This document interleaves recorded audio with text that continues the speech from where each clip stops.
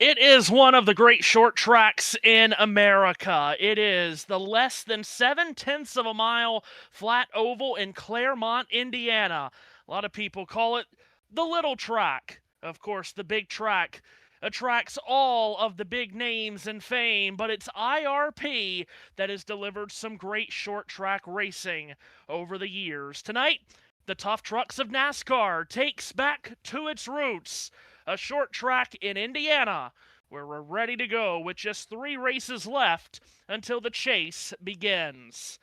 Hello, one and all. I'm Matthew Owens. Welcome to IRP, and thanks for having us in for the race. Seth Eves comes up in just a moment. Yes, Seth and I have changed teams for the night here on JBM. We still have a handful of more times that we have to change teams to rival LeBron James in that category, however.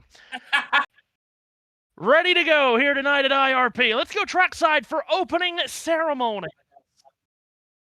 No, let's not go trackside for opening unless you want me to sing the anthem. Seth Eves, say, can you see Oh, what you say, said? can you see by the dawn's early light? Okay, that's enough. Enough of that. It's fine. Seth, how are you? Ready to go. Yeah, ready to be back on a race. It's been too long, and someone's like, 2 weeks. 1 week's too long. 1 day's too long to not be broadcasted something. Good to be back. Hopefully, I'm not too rusty for you folks tonight. We're on JBM, which that puts more pressure on me. Because shout out to because JB did well, the man did us a solid. And I know JB will sit there. He's going to be JT's going to be rolling his eyes, but for the faults that some think he might have, he's done us a solid. So More on that later in the weekend. Let's talk about this racetrack, this series. You know, the truck series was built on small, flat, short tracks, a lot like this. IRP was on the original schedule for the trucks when it debuted in the mid 90s. We've come back over the last couple of years. We're excited to be back at the little track here in Indianapolis. absolutely great to be back. This is a great. I was just talking with my father earlier tonight as the ARCA race was going on, which has finished. More on that in a minute. But I told was telling us that back in the day when the Cup Series first came to IRP and the truck once we got to like 1995, we had about a 5-year stretch there where this was the place to be. Wednesday night you'd have USAC. Thursday night you'd have the truck race. Friday night you'd have what was then the Busch race, and then Saturday the big show at the big track. And it's a lot of fun to be here tonight. And I think it's good, and I think it's interesting. I would dare say this, Matthew. If you're asking me, I think we've got 3 trucks versus the field here tonight. Yeah, let's talk a little bit about what the Craftsman Truck Series season has been. Of course, if you are a loyal listener here on JBM, every race this season has been on the channel. So let's talk about what we've seen so far this year, Seth, because we haven't done a truck race, the two of us together this year.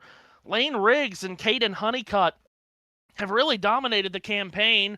Riggs leads the series in wins with 4. Honeycutt only has the 1 win, but he's been uber consistent. Those are the top 2 in the championship.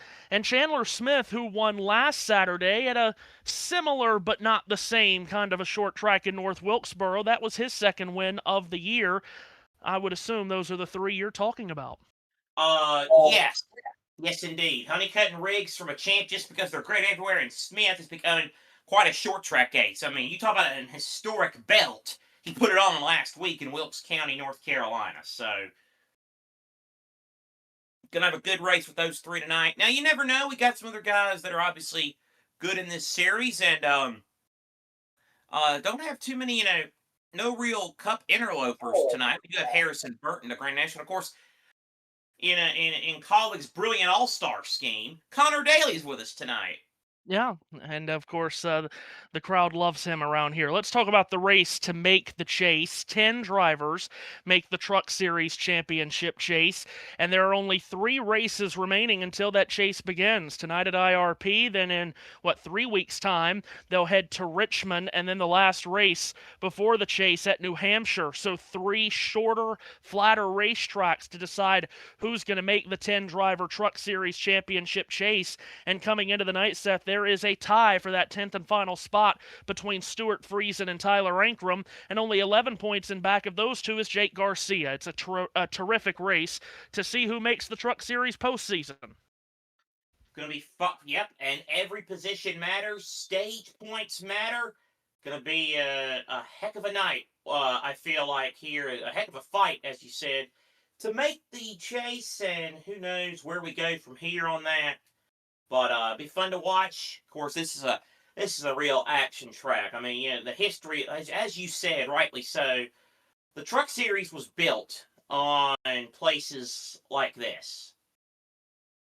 Yeah, it really was. And again, this was on the original Truck Series calendar when the Truck Series debuted for the first time in 1995. And we're so happy to be back over the last couple of years. I know a lot of us, including hand raised, we'd like the O'Reilly Series back here. There are a lot of reasons why that's not happening, but we're glad to be here tonight with the Truck Series, and such a unique racetrack too, Seth. It's just under 7/10 of a mile in length, 0.686 miles, so that's just north of a kilometer.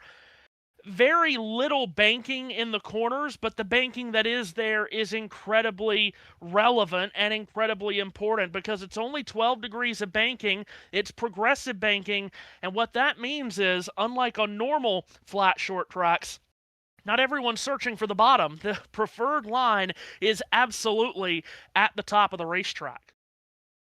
Yep, you want to be on the top, that's for sure. You get better grip. You have a better chance to make your move there. And if you're on the inside, because you go 2 inside, you're on the apron. And of course, the big thing with that is who. And if you go 2 inside, the trouble could continue. Just ask Gary St. Amant, who spun way that far to the inside the first time they ran here. He literally took the lights out. Yes, he did.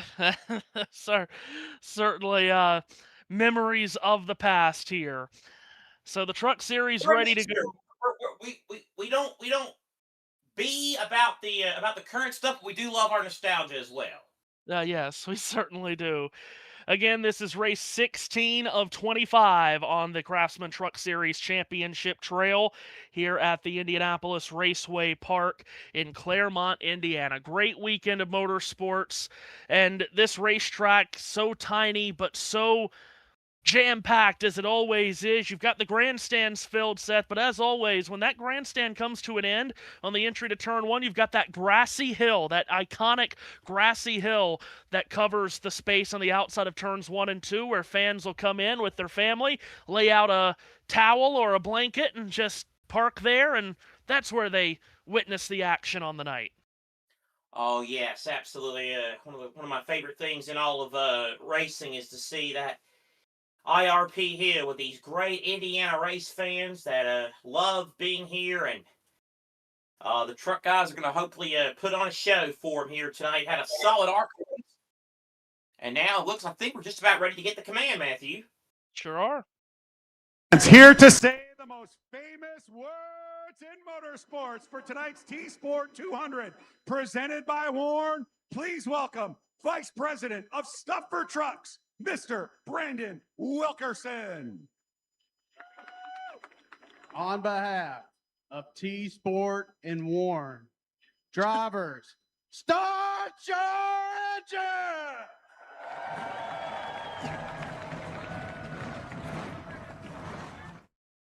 We're going to turn it up from the word go. I was going to say, I did not know we reincarnated Bob Jenkins. And he would be right at home here at IRP. Yes, he would. Yes, he would.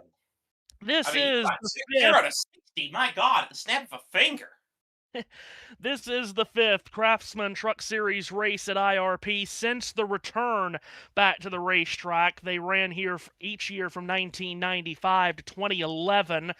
5 years since the return. 2 of those 4 races have been won by Ty Majeski.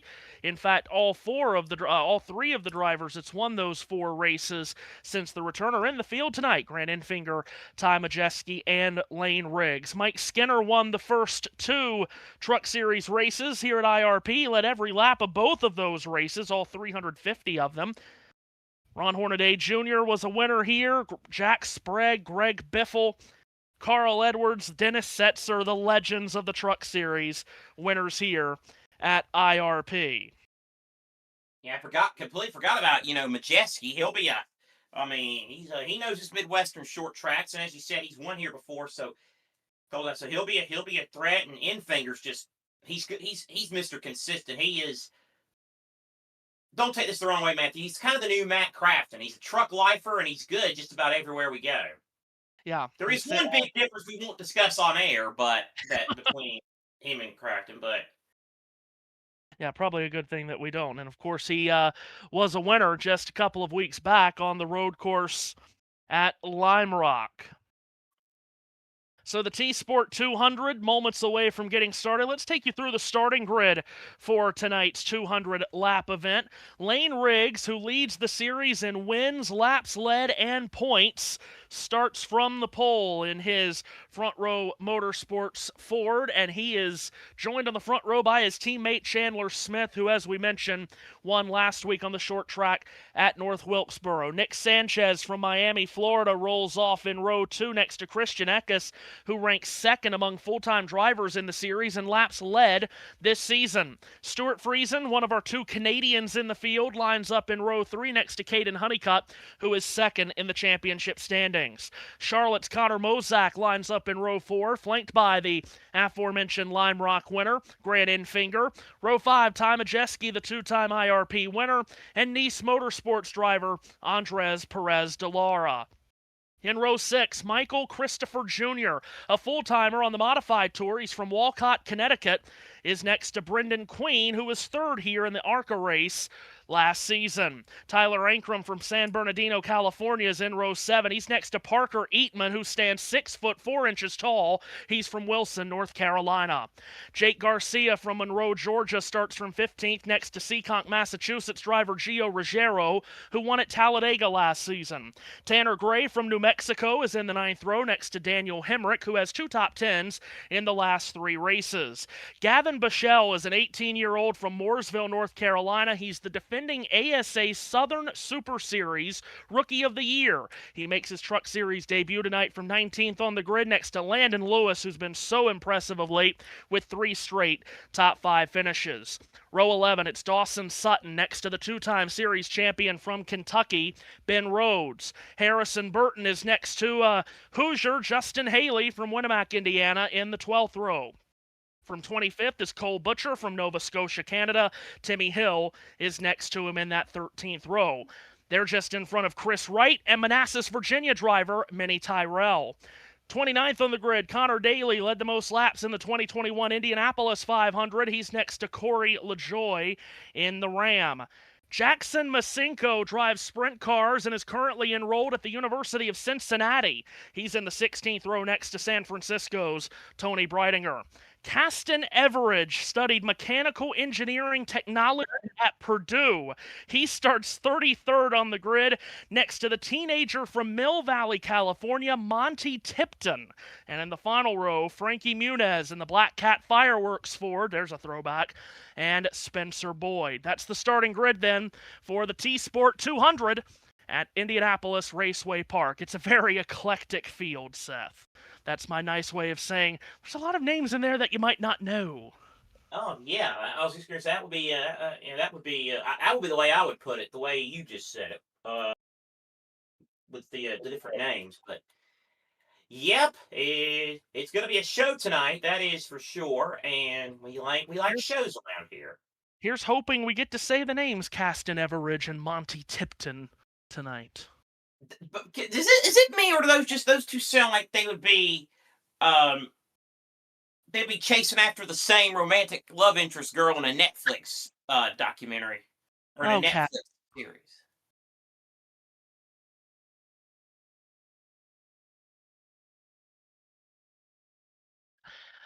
So we are on the parade and pace laps and ready to go here at IRP. Again, this racetrack, a symmetrical oval that's just under 0.7 of a mile, 0.686 miles in length. That's just over 1 kilometer.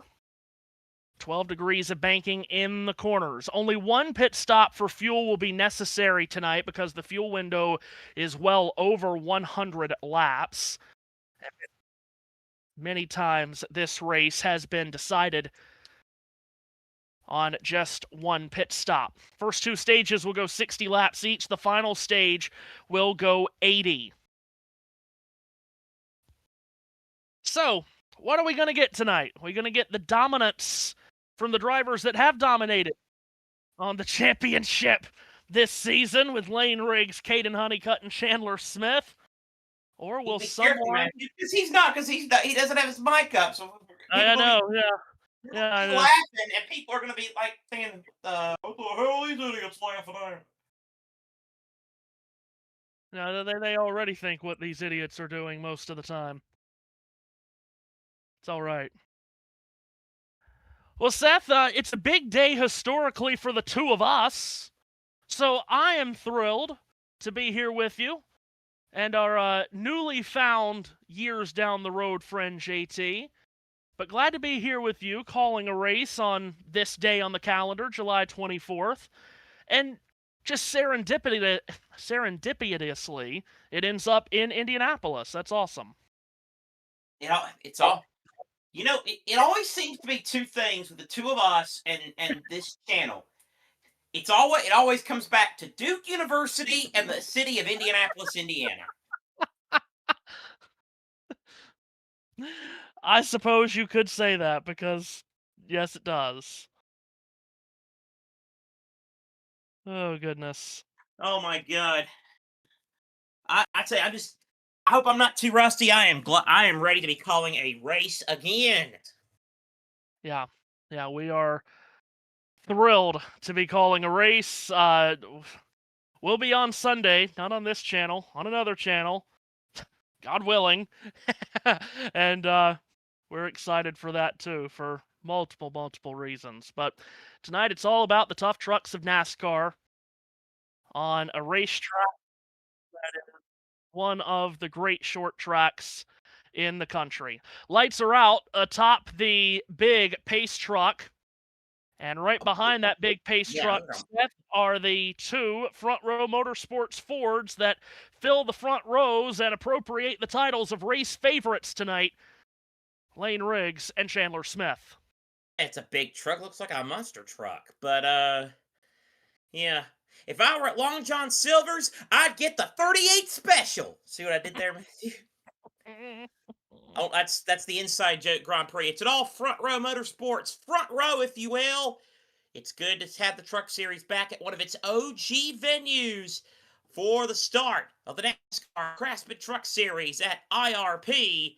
Here's Walnut Cove, North Carolina's Matthew Owens. A front row lockout for Front Row Motorsports, and in front of a jam-packed, legendary Indianapolis Raceway Park, the green flag flies. It's time to drop the hammer at IRP. From the outside of row 1, pole sitter Lane Riggs gets the jump and leads to the top of the banking in turns 1 and 2.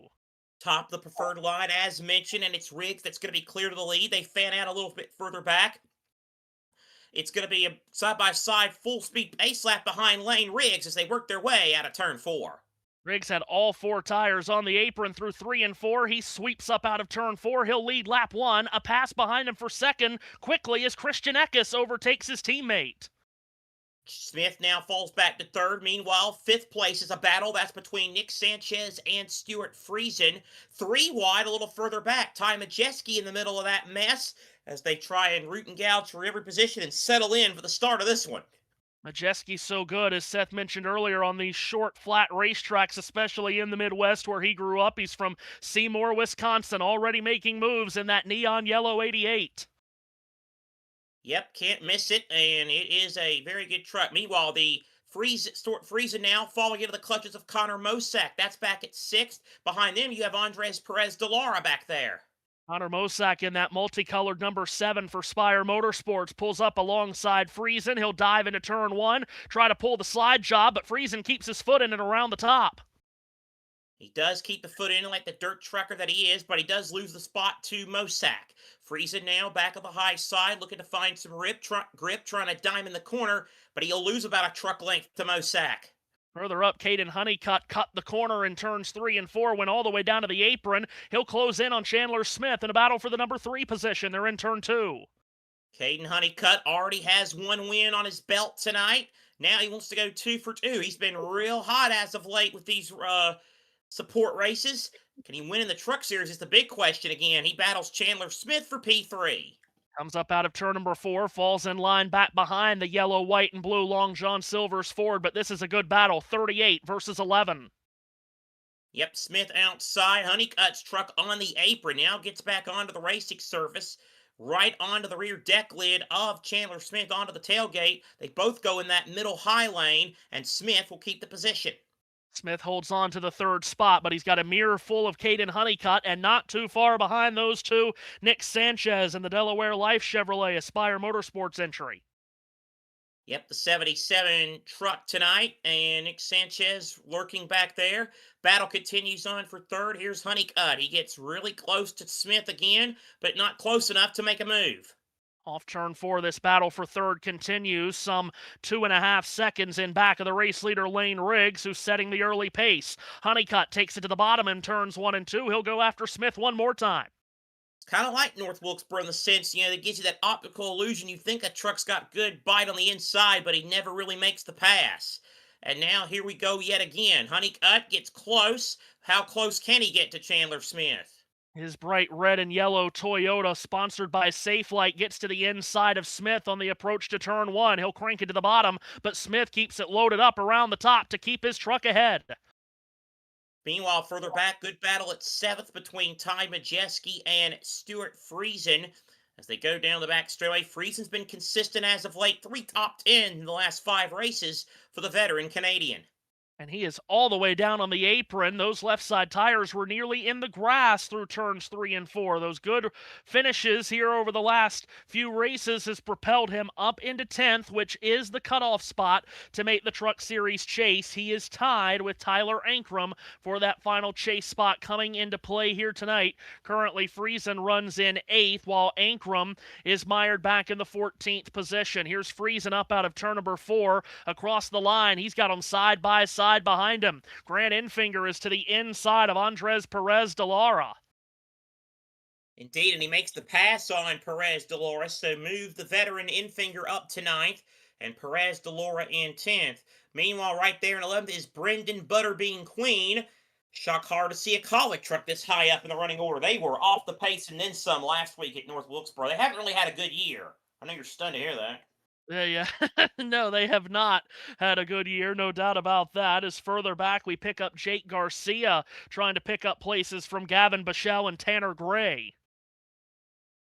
Yeah, Gavin Bichelle and Tanner Gray up there is going way down to the inside. Belagia Ruggiero, Daniel Hemrick, Timmy Hill, Oriel Joy, Spencer Boyd. They've all moved up 3 spots since the start of the race. And those are the biggest movers through the first dozen laps. Lane Riggs leads by more than a second and a half up front on Christian Eckes. That battle for 3rd between Chandler Smith and Caden Honeycutt continues on, but Nick Sanchez has latched on to those two as well. So that is a 3-way fight for the 3rd position. Mentioned in the starting grid rundown, Gavin Bichelle, just 18 years of age. He's from Mooresville, North Carolina, and he has been making his name on the ASA Southern Super Series Tour. Mentioned he was the Rookie of the Year in that series last year. He's been running a lot of ARCA races this season. A young talent trying to make a name for himself. He drives for Tricon Garage tonight in his blue and white American Land Partners Toyota. According to the World Feed graphics, he's an infant. You're going to say, he's a newborn. the youngest driver in NASCAR history. The first infant to drive at IRP. Never mind. He is closing in on Michael Christopher Jr., the Connecticut driver, in the second Halmar Friesen effort of the night. Let's pick up that battle that continues on for third, shooting down the backstretch. Boy, Caden Honeycutt's been trying like all get out to get around Chandler Smith for about, 10 laps. Still hasn't done it. Now Honeycutt goes to the high side to make a move, and it's allowed Sanchez to come into the mix. Wedged his way to the outside of Chandler Smith, and now he's got that outside line for turns 1 and 2. He is rim riding it while Smith is all the way down underneath the yellow line. Honeycutt now with a good run on the outside, and he's got the preferred line. Smith really packs it in all the way down to the bottom, onto the apron. Smith still has the spot, it looks like. By side Well, off of turn number 4, and now Honeycutt gets a big drive up off the corner. He will pull free of Smith. Caden Honeycutt finally takes over the third position. He probably feels like he just climbed Mount Everest with that move, but at the front, they're chasing the man from Bahama, North Carolina, the son of a former Truck and Grand National Series winner. It's Lane Riggs showing the way early in this one. So Lane Riggs out in front from pole position. He and Christian Eckes have been running 1-2 since the drop of the green flag, but as we have already brought to you over the first nearly 20 laps, that battle for third has been a good one between Honeycutt and Smith. Honeycutt runs in third. That's some 5 seconds in back of the lead. Lane Riggs is starting to run down the tail end of the field here, Seth. It doesn't take long around here if you can stay caution-free, which we have through the first 19 laps, working lap 20 of 60 in stage 1. So now it's all about these leaders getting through the race traffic and maneuvering through cleanly. Yeah, lap traffic is going to play a big role here. It can just ask, and it can play a big role. Just ask, who was that? Tracy Leslie, who got caught up in that lap wreck in the Great National Race many moons ago. Yes, that's right. Yeah, just ask him. There's a Tracy Leslie mention off your bingo card.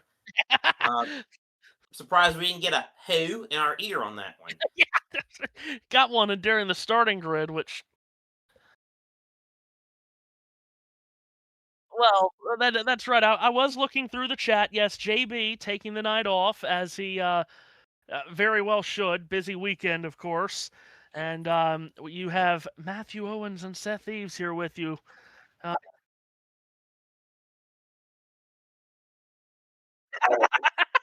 Yes, the Americans are in tonight. And who knows? Maybe some more truck races for us as the year goes on. You just never know. But glad to be here on JBM tonight, and it's one of our favorite weekends of the year. We've got some teammates battling for position here, Seth. That's for 5th heading your way.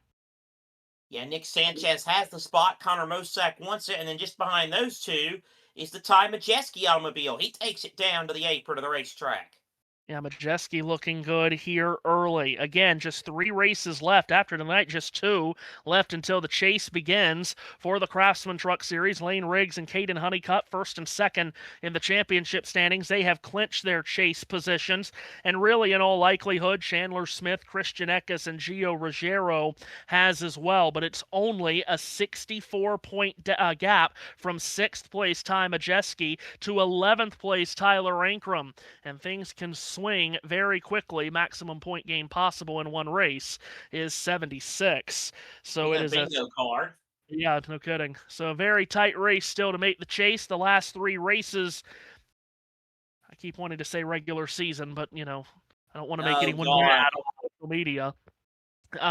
Last 3 races before the chase starts. IRP tonight, then Richmond on Friday night, August the 14th. Yes, the Truck Series takes a 3-week break after this race tonight, and then on August 22nd at New Hampshire, the chase begins on a Thursday night, because of course it does, at the Bristol Motor Speedway in Thunder Valley. Lane Riggs, as we mentioned, has run down the tail end of the field here, Seth. He's already put a few trucks a lap down, including the likes of Monty Tipton, who he's just gotten around. Monty Tipton, why does that sound like he would be London Tipton's brother in A Sweet Life of Zack and Cody Redux, where where they get into some pissing contest about who's the real heir to the Tipton fortune. Or something. Well, that could be the Netflix version. Chandler Exactly. Smith lost that third position to Caden Honeycutt, but he has not stopped battling him for that position. They're coming off turn 2, wheel to wheel. I'll tell you, this has been the best battle on the racetrack by a mile. I mean, Honeycutt and Smith, they have just been throwing haymakers. Here's Smith, packs it in again, going into 3 and 4, and again gets up to the door panel of Honeycutt. Meanwhile, further back, Ty Majeski making up another place as he rounds up the 77 of Nick Sanchez. That's Majeski up into 6th. He's picked up 9 spots off the start. As we said, that should come as a surprise to no one that he has been able to work his way through the field as quickly as he has. Is he 31 years old? It is crazy to think that he's 31. Average finish at IRP in 4 races for Majeski is 3.8 with 2 wins. He's pretty good around here. That's pretty good. It's not too bad. Yep, he's good here. That means he's good here. Pretty good. Majeski running in the 6th position. Pretty good.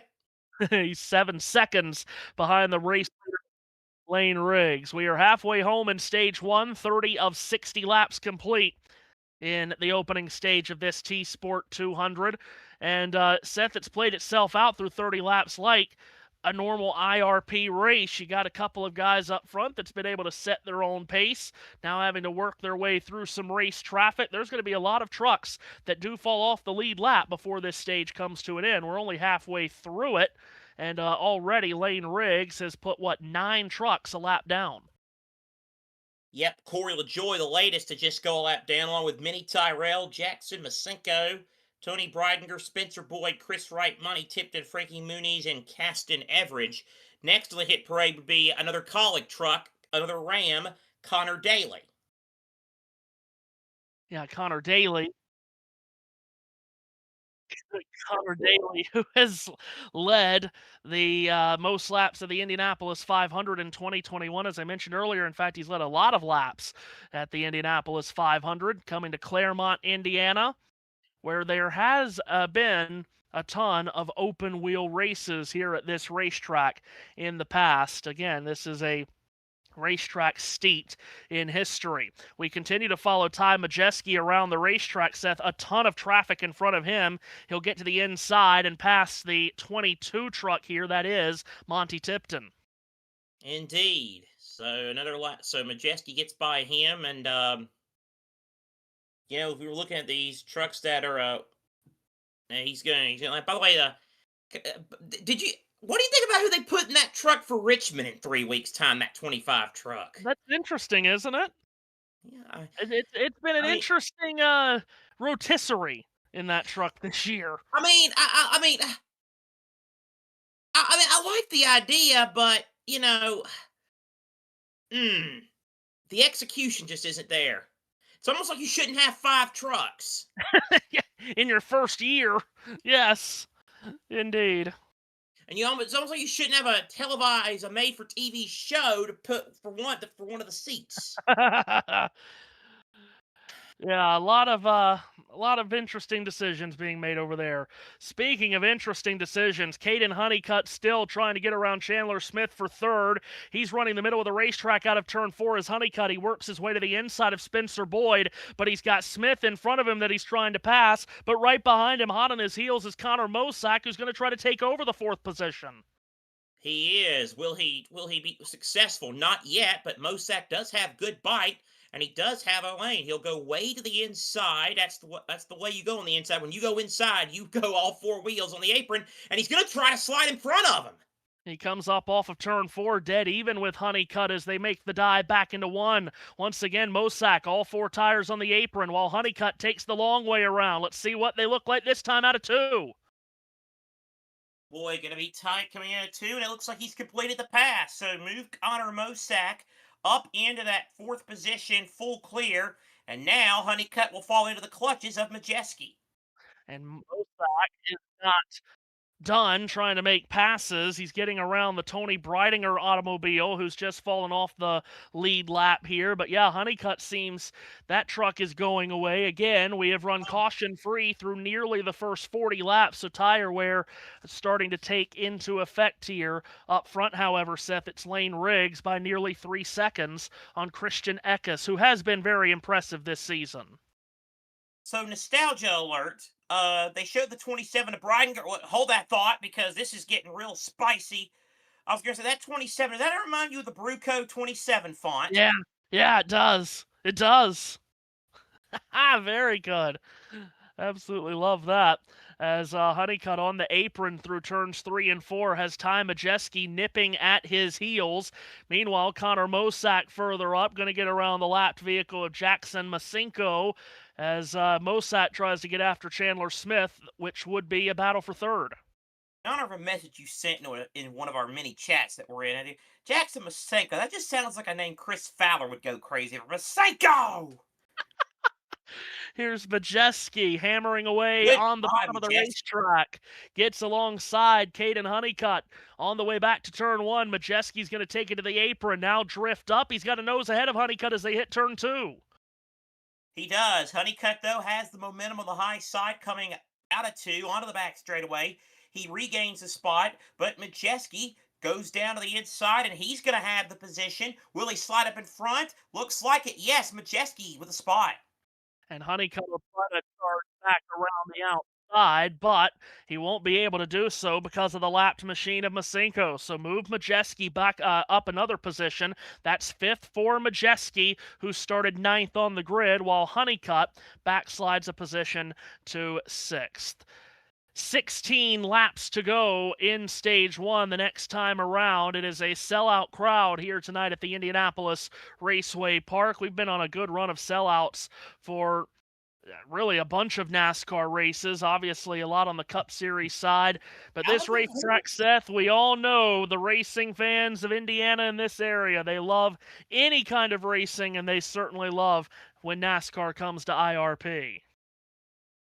Yeah, absolutely. I don't know if it was a sellout, but we had a good enough, close to a sellout last week at North Wilkesboro too. So, yeah, we're on an excellent run with the sellouts or the near sellouts for the races in NASCAR. But so things all are going downhill, they tell me.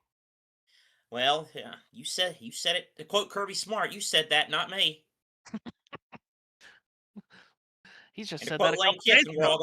To quote Lane Kiffin, we're all gonna die. But anyway, that's well, Lane might die quicker than most of us if he keeps island hopping through the SEC. I was gonna say, yeah, thanks, Lane, for that deep and inspiring thought. Once again, as I made a point on a YouTube video, you could probably read the Vanity Fair article and get that deep quote from him. Well, yes. Darren Fletcher, of course, said that on one of the World Cup broadcasts. There's 3 things that'll happen in life. You're going to pay taxes, you're going to die, and I forgot the other one. Well, yes, of course. As JT says in our ear, unless you live in Monaco. That's exactly right. Real cool, but seriously. So what? I don't know what game it was. Did Darren really say I forgot the other one? He did. Wow. I wish Fox would give him a tutorial and a bunch of money to be the number 2 college football guy with RG3. Oh man. Or at least do a few NFL games. Oh my God. Tell you a guy that made up some places here off the start is the 42 truck, Parker Eatman, driving for JBMotorsports tonight from Wilson, North Carolina. Big tall guy, 6'4". Yeah, I heard you say that. You know, he's the next Michael Waltrip. Well. Whoa! Lane Riggs just a moment ago getting hung up in some lap traffic, getting a tap out of turn 4. But yeah, Eatman, big tall guy, making his 3rd career Truck Series start. The other 2 races he ran this year at Rockingham and Dover. Lane Riggs comes up off of turn 4, slides it sideways off the corner. Line with 50 laps complete, 10 remaining here in this opening stage. Lane Riggs just working. Ben Rhodes is next on the hit parade to be lapped here. Actually, no, Tanner Gray. So it's a heck of a fight between Tanner Gray and Ben Rhodes to stay on the lead lap and be the free pass.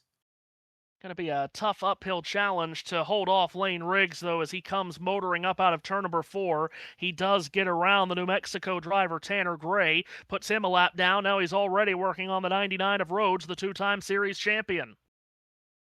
Indeed, from not too far away in Louisville, Kentucky, as here's Riggs, piles it way down to the inside of the Ben Rhodes machine. Rhodes almost up against the wall as Lane Riggs once again continues to cruise by nearly 3 seconds. And this race truck is a really good race truck because he's making passes everywhere. Top of the track, middle of the track, bottom of the track, and then even sometimes on the apron. He'll try to get around Chris Wright, which you always have to be circumspect about right here, Seth.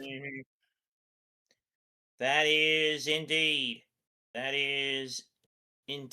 the case. Yep. Haven't done a Chris Wright race in a while.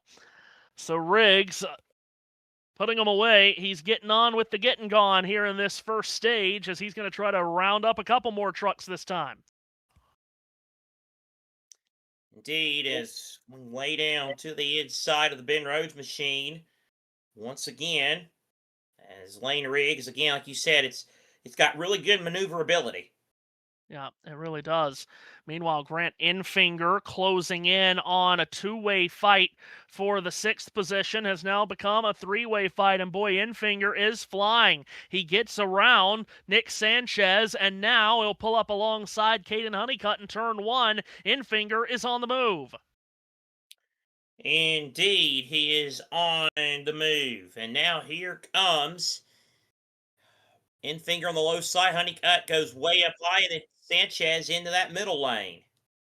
So those three continue to battle hammer and tong, but Infinger looks like that truck is really good the deeper the run goes on, as he has swooped around Honeycutt and Sanchez, those two who have backpedaled off the start. Have backed up off the start. Meanwhile, Sanchez gets back in line behind Honeycutt, now tries to launch another assault to the inside as they go around the slow Corey LaJoy automobile. LaJoy in his blue Ram truck receives the blue and yellow flag, telling him to get out of the way. He's trying his best, but it's hard to hide around this small racetrack.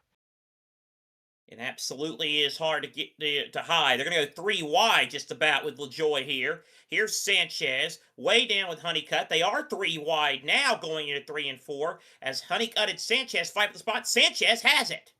Sanchez has a nose in front of Honeycutt. In fact, he's got half a truck length on him. This a battle for important stage points here, at least for Honeycutt, who is very loose getting into the corner and has to back away. Tell you what, that was a scare and a half right there, but good job keeping that pointed in the right direction. So Sanchez 7th, Honeycutt 8th, and LaJoy finally going to let these other two go by. Honeycutt is sideways out here. Out of every corner, he slips and slides and has to pick it up again. That truck has really gone away the longer the run goes. Yep, so that's a truck that's ready for a pit stop, I'd say. Meanwhile, Lane Riggs has started the last lap of the stage. He's in turn 2.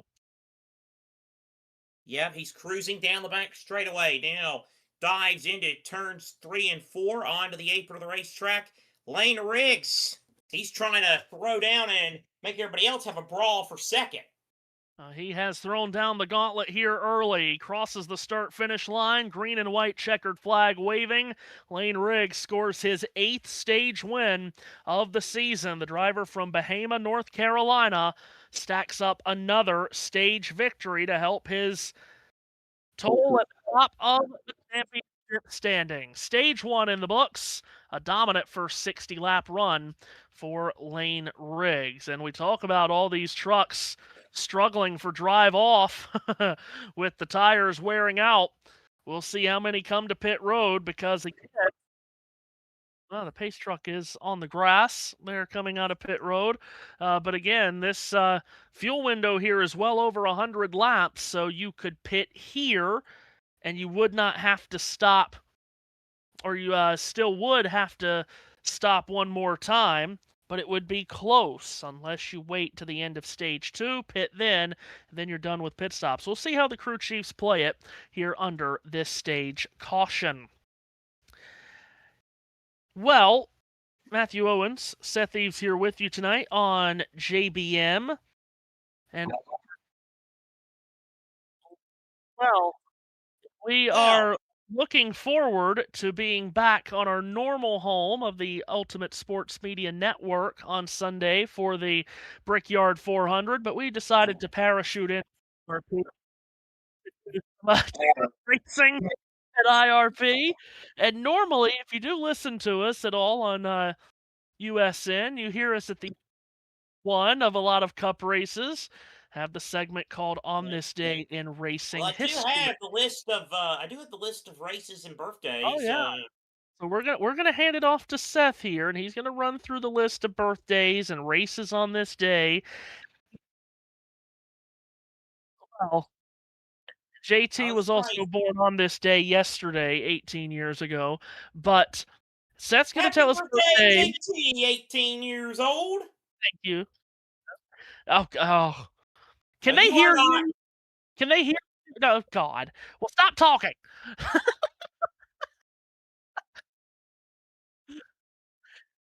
Seth's got the birthdays and the old races, and then there's one race that he's going to leave to the very end because we're going to talk about that. But Seth, take it away. Well, tell us what drivers have been born and what races have happened on July 24th.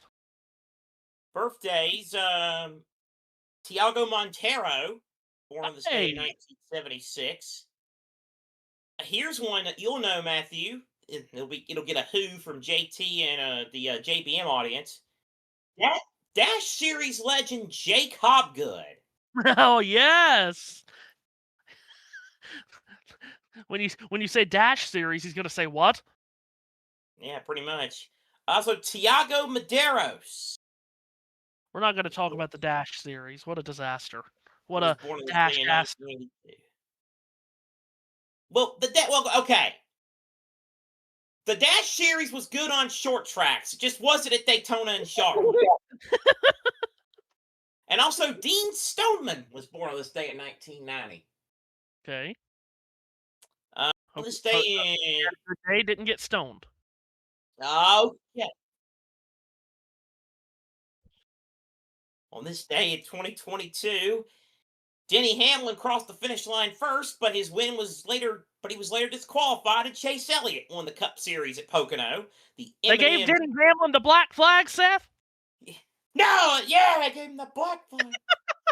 Yeah, no, they gave the black flag to Ricky Ryan.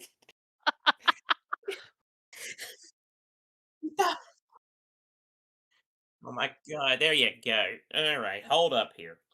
Max Verstappen. Chandler Smith, by the way, is clinched the chase spot. That's all you need to know. Go ahead, Seth. Okay, let's see.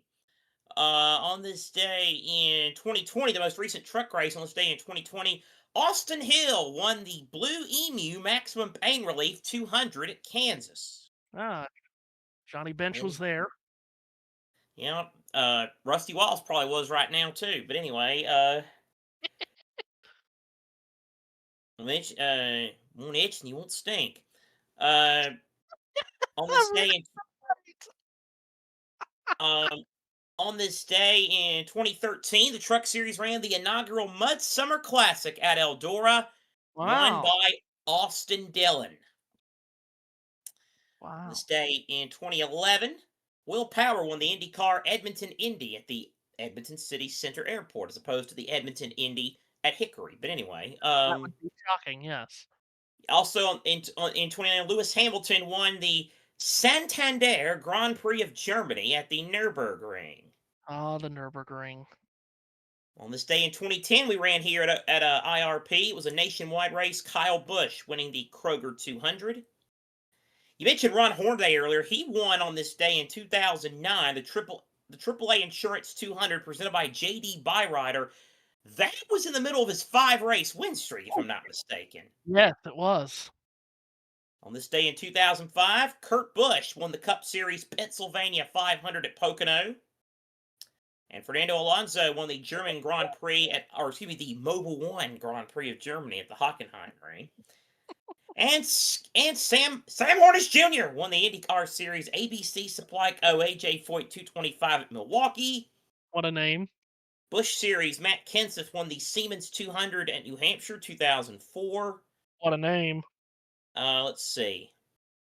On this day in 1999, Greg Biffle won the Truck Series GoRacing.com 200 at Michigan. Thank you. And Andy Santerre, months after a terrible injury at Daytona, came back and won the Busch Napa Auto Air 250 at Pikes Peak. Let's see here. Other series. On this day in 1994, Jimmy Spencer won the Die Hard 500 at Talladega. Oh, okay. Yeah, the second of those. Okay. The second of the 2 wins he got in that McDonald's 27 car, which were the only 2 wins he ever got. On Yeah. this day in 1988, Kart ran at the Meadowlands. Oh, Al Unser Jr. won the Marlboro Jimmy Hoffa Grand Prix at the Meadowlands. Jesus. God. Speaking of names, here's a couple of interesting ones for you. On this day in 1983, the Cup Series ran the Light Cola 500. Yes. And it was won by the late Tim Richmond. On this day in 1982, it was the Winston West Series Winston Shasta 150 at the Shasta Speedway. Okay. The winner was Ron Eaton. And on this day in 1982, the ARCA Talladega Supercar Series ran at the Nashville International Raceway, the Nashville ARCA 106. Race won by Bob Schecht. On this day in 1938, Richard Seaman did not win the Siemens 200, but he won the German Grand Prix at the Nürburgring.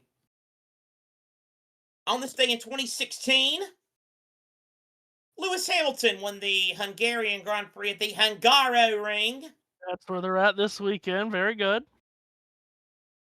And there was some race, I'm not going to call it by its stupid sponsor name, but there was some race called the Brickyard 400 in Indianapolis, won by Kyle Busch, Matthew. Does that ring a bell to you, 2016? Boy, I tell ya.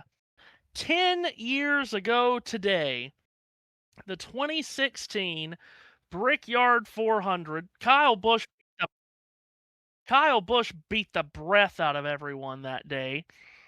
But you know what happened for the first time ever that day?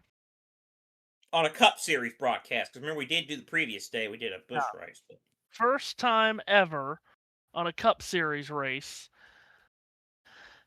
that Seth and I did a Cup race together. The day that started it all. The race that started it all.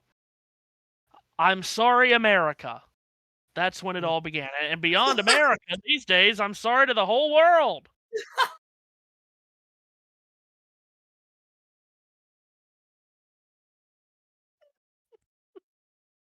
Anyway, oh my God. Yeah. That's a throwback kind of a broadcast that we're doing tonight. We're not on camera. Well, no. Well, okay. If you wanted to be a true throwback, I would have called you on my cell phone and we'd have done it that way. That's what I was gonna say. This is kind of a throwback. We've come a long way technologically.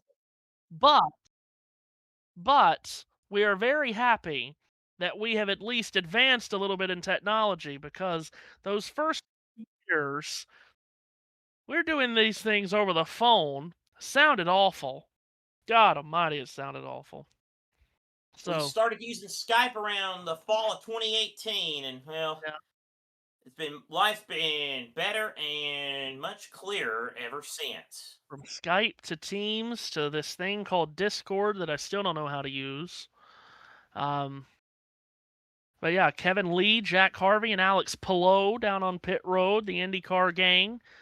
Of course, most, if not all, live in the Indianapolis area. Oh, and we have had pit stops under this caution, Seth, and Christian Eckes, who ran second to Lane Riggs that entire stage. Eckes has come back down pit road. They've got the hood up on the 91. That's a shame. Battery change we hear on the 91. That's a shame. That's a shame for Christian, who has really had a good season. Doesn't have the win yet to show for it, but came into the night second among series regulars in laps led for the season behind only Lane Riggs. That's pretty wild. So they changed the battery down in the McAnally-Hilgeman pit box. Dave Ellens, looking over it. Oh, JT has an on this day as well. Oh boy. Hello, chaps. On this day, last year, 24th of July, July 24th. Better make it quick and change the tab, by the way. Yes, I am aware. On this day, I travelled an hour and a half to Mendip Raceway. And got there, we got 5 to 6 races. And the fog came in, and we had to abandon the meeting because of fog. That's what happens when you're up in the Mendip Hills, like 800 foot above sea level. Anyway, I'm going to shut up because we've got a race to call. Chandler Smith and Lane Riggs on the front row once again. Green flag goes up in the air. Second stage gets underway. And wow, Chandler Smith fireballs it into that number 1 corner, Seth, and comes out with the lead. 4 wide back there as Chandler Smith has the race lead. Lane Riggs to second. Battle on for third position is Mosak and Infinger battle, but at the front, it's Smith with a mirror full of Riggs. What a restart by Chandler Smith to take the lead away from his teammate, but Lane isn't willing to give him another lap at the front. They're side by side. Indeed, as they work their way. Again, 3 wide, a little further back in the field. As Friesen now goes to the inside of Majeski, tries to grab 6th. Riggs is alongside Smith for the lead. For the lead, the front row motorsports duo crosses the line side by side. Riggs into turn 1 on the apron, slides up across the nose of Smith, who's going to try the crossover move. And it worked. Lane Riggs got to the lead. The slide move worked, and Lane Riggs, where he spent most of the first stage. The front, or all the first stage. The front. The Riggs, who led every lap of that opening stage, back in front from Smith. Connor Mosak in third from Grant Infinger and Nick Sanchez. That's the top 5 off the restart shuffle. Indeed, they're still trying to sort themselves out a little further back in the field. Here's Ty Majeski dive into the inside of Nick Sanchez to grab 5th. Behind them, battle for 7th, Caden Honeycutt trying to get it from Stuart Friesen. Honeycutt, who fell back quite a bit late in stage 1, trying to make up lost ground as Majeski continues to go after the 77 of Sanchez. Meanwhile, slow truck on the apron of turn 2 is Jackson Masinko. That truck is hobbling down the back straightaway, but we remain green. Yep, the 2 truck of Masinko off the base, but again, we stay green. Majeski and Sanchez, that battle continues. That's a shame for the Cincinnati Bearcat Masinko. Majeski will throw it deep into turn 1. He'll try to slide up and take over this 5th position. Whoa, he's got almost pitched Sanchez into the wall coming off at turn 2. That got a little bit hairy. Majeski now onto the apron, will drive by Sanchez and clear him. Ty Majeski in the top 5. Lane Riggs in the dominant truck tonight, but perhaps Ty Majeski has something to say about that if he can just get towards the front. He's up into 5th is Majeski. Meanwhile, for you Christian Eckes fans, the 91 remains on pit road. They have either still not gotten the battery changed or they've ran into more issues, which I would think, because they would have had that battery changed. Apparently there was smoke evident from the truck after they changed the That's such a shame for Eckes, who again has had a really strong season. He came into the night 4th in the championship standing. So Eckes, perhaps he'll get back on the racetrack, Seth, but his night of being competitive is done. Yeah, real shame. 4th in the chase position, of course, in an old chase format or an old point format, his consistency would probably be rewarded, but where wins mean extra, you got to get the victories, and he just hasn't done it. Lane Riggs, he's gotten wins. He has 4 of them to lead the truck series, and as we have talked about, looks like the dominant effort is going behind the wall. Dave Ellens has just walked off the war wagon, and they are going to push that Eckes truck back behind the wall. That's a shame. He ran second to Lane Riggs basically every lap of that first stage. We're already 20 laps into the 60-lap second stage. Across the line come the leaders. Riggs from Smith by 0.8 of a second. Then Connor Mosak, Grant Enfinger, and Ty Majeski. That's the top 5. They race in turn 2. Yeah, it's Lane Riggs. His lead now is almost a full second over Chandler Smith. That it's Connor Mosak, Grant Enfinger, Ty Majeski, Nick Sanchez, Stuart Friesen, Aiden Honeycutt, Michael Christopher Jr., and Gio Ruggiero. Yeah, good run so far for Michael Christopher Jr., the full-time modified driver from Connecticut, driving the second entry for Halmar Friesen, the 62 truck. Did win earlier this year at Bristol with Christopher Bell aboard. Qatar 321 in the chat said, LOL, what? Jimmy Hoffa race? It's a joke. Yeah, well, yeah. It's a joke. It's a joke. It's a joke. We're still, to use a term Matthew told a former partner of ours before we started the first time, we are chronically stupid. Yeah, and that Joke. carries on 10 years later. Let's pick up a battle outside the top 5, Seth, in 3. Yes, indeed. And how about this modified guy, Mr. Christopher, having a good, solid run tonight? Aiden Honeycutt, boy, his truck since the start has kind of just dropped as he is right behind Stuart Friesen. How about Mike Christopher Jr., 27-year-old from Walcott, Connecticut? He has a win in the Whelen Modified Series, Jennerstown 2022. Of course, he's the son of former modified driver Mike Christopher and the nephew of 2008 Whelen Modified champion Ted Christopher. So, trying to carry on that Christopher name in the sport. And if you know anything about your grassroots racing, you know that that name means a lot in the Northeast of these United States. Certainly does. He's driving a Mohawk Northeast sponsored number 62 truck, currently running in the 9th position. We talked about how many trucks might go a lap down in that first stage, and a lot of them most certainly did. Now that Christian Eckes has fallen off the lead lap, there are only 15 trucks on the lead lap. Corey LaJoie, the last of those, did receive the free pass. Frankie Muniz running 16th currently in the free pass position, but it's a lot of trucks a lap down, Seth, including good trucks, or at least normally good trucks like Jake Garcia and Ben Rhodes. They're both off the lead lap. So too is Connor Daly, the IndyCar driver. Landon Lewis, who's finished top 5 in 3 straight weeks, just came so close to winning that race in San Diego a few weeks back. All those guys a lap down before stage 1 even ended. Indeed. Indeed they are. I was going to say that I'm glad you mentioned Frankie. Malcolm's kept it pretty clean so far. He just went a lap down, but still running pretty solid. Yeah, top half of the field, and remember, started 35th on the grid, so he's made up 19 spots from the start. Let's continue to follow this battle for 7th. Aiden Honeycutt pounding his way to the bottom of the racetrack as he tries to get around Stuart Friesen. Yeah, but Friesen rode the top lane out of turn 2, and he's going to stay in front of Honeycutt.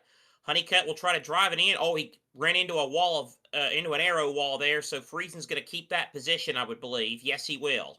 Friesen keeping it piled up in that royal blue and bright orange number 52 for Halmar International in the main truck for that team, trying to race his way into the chase.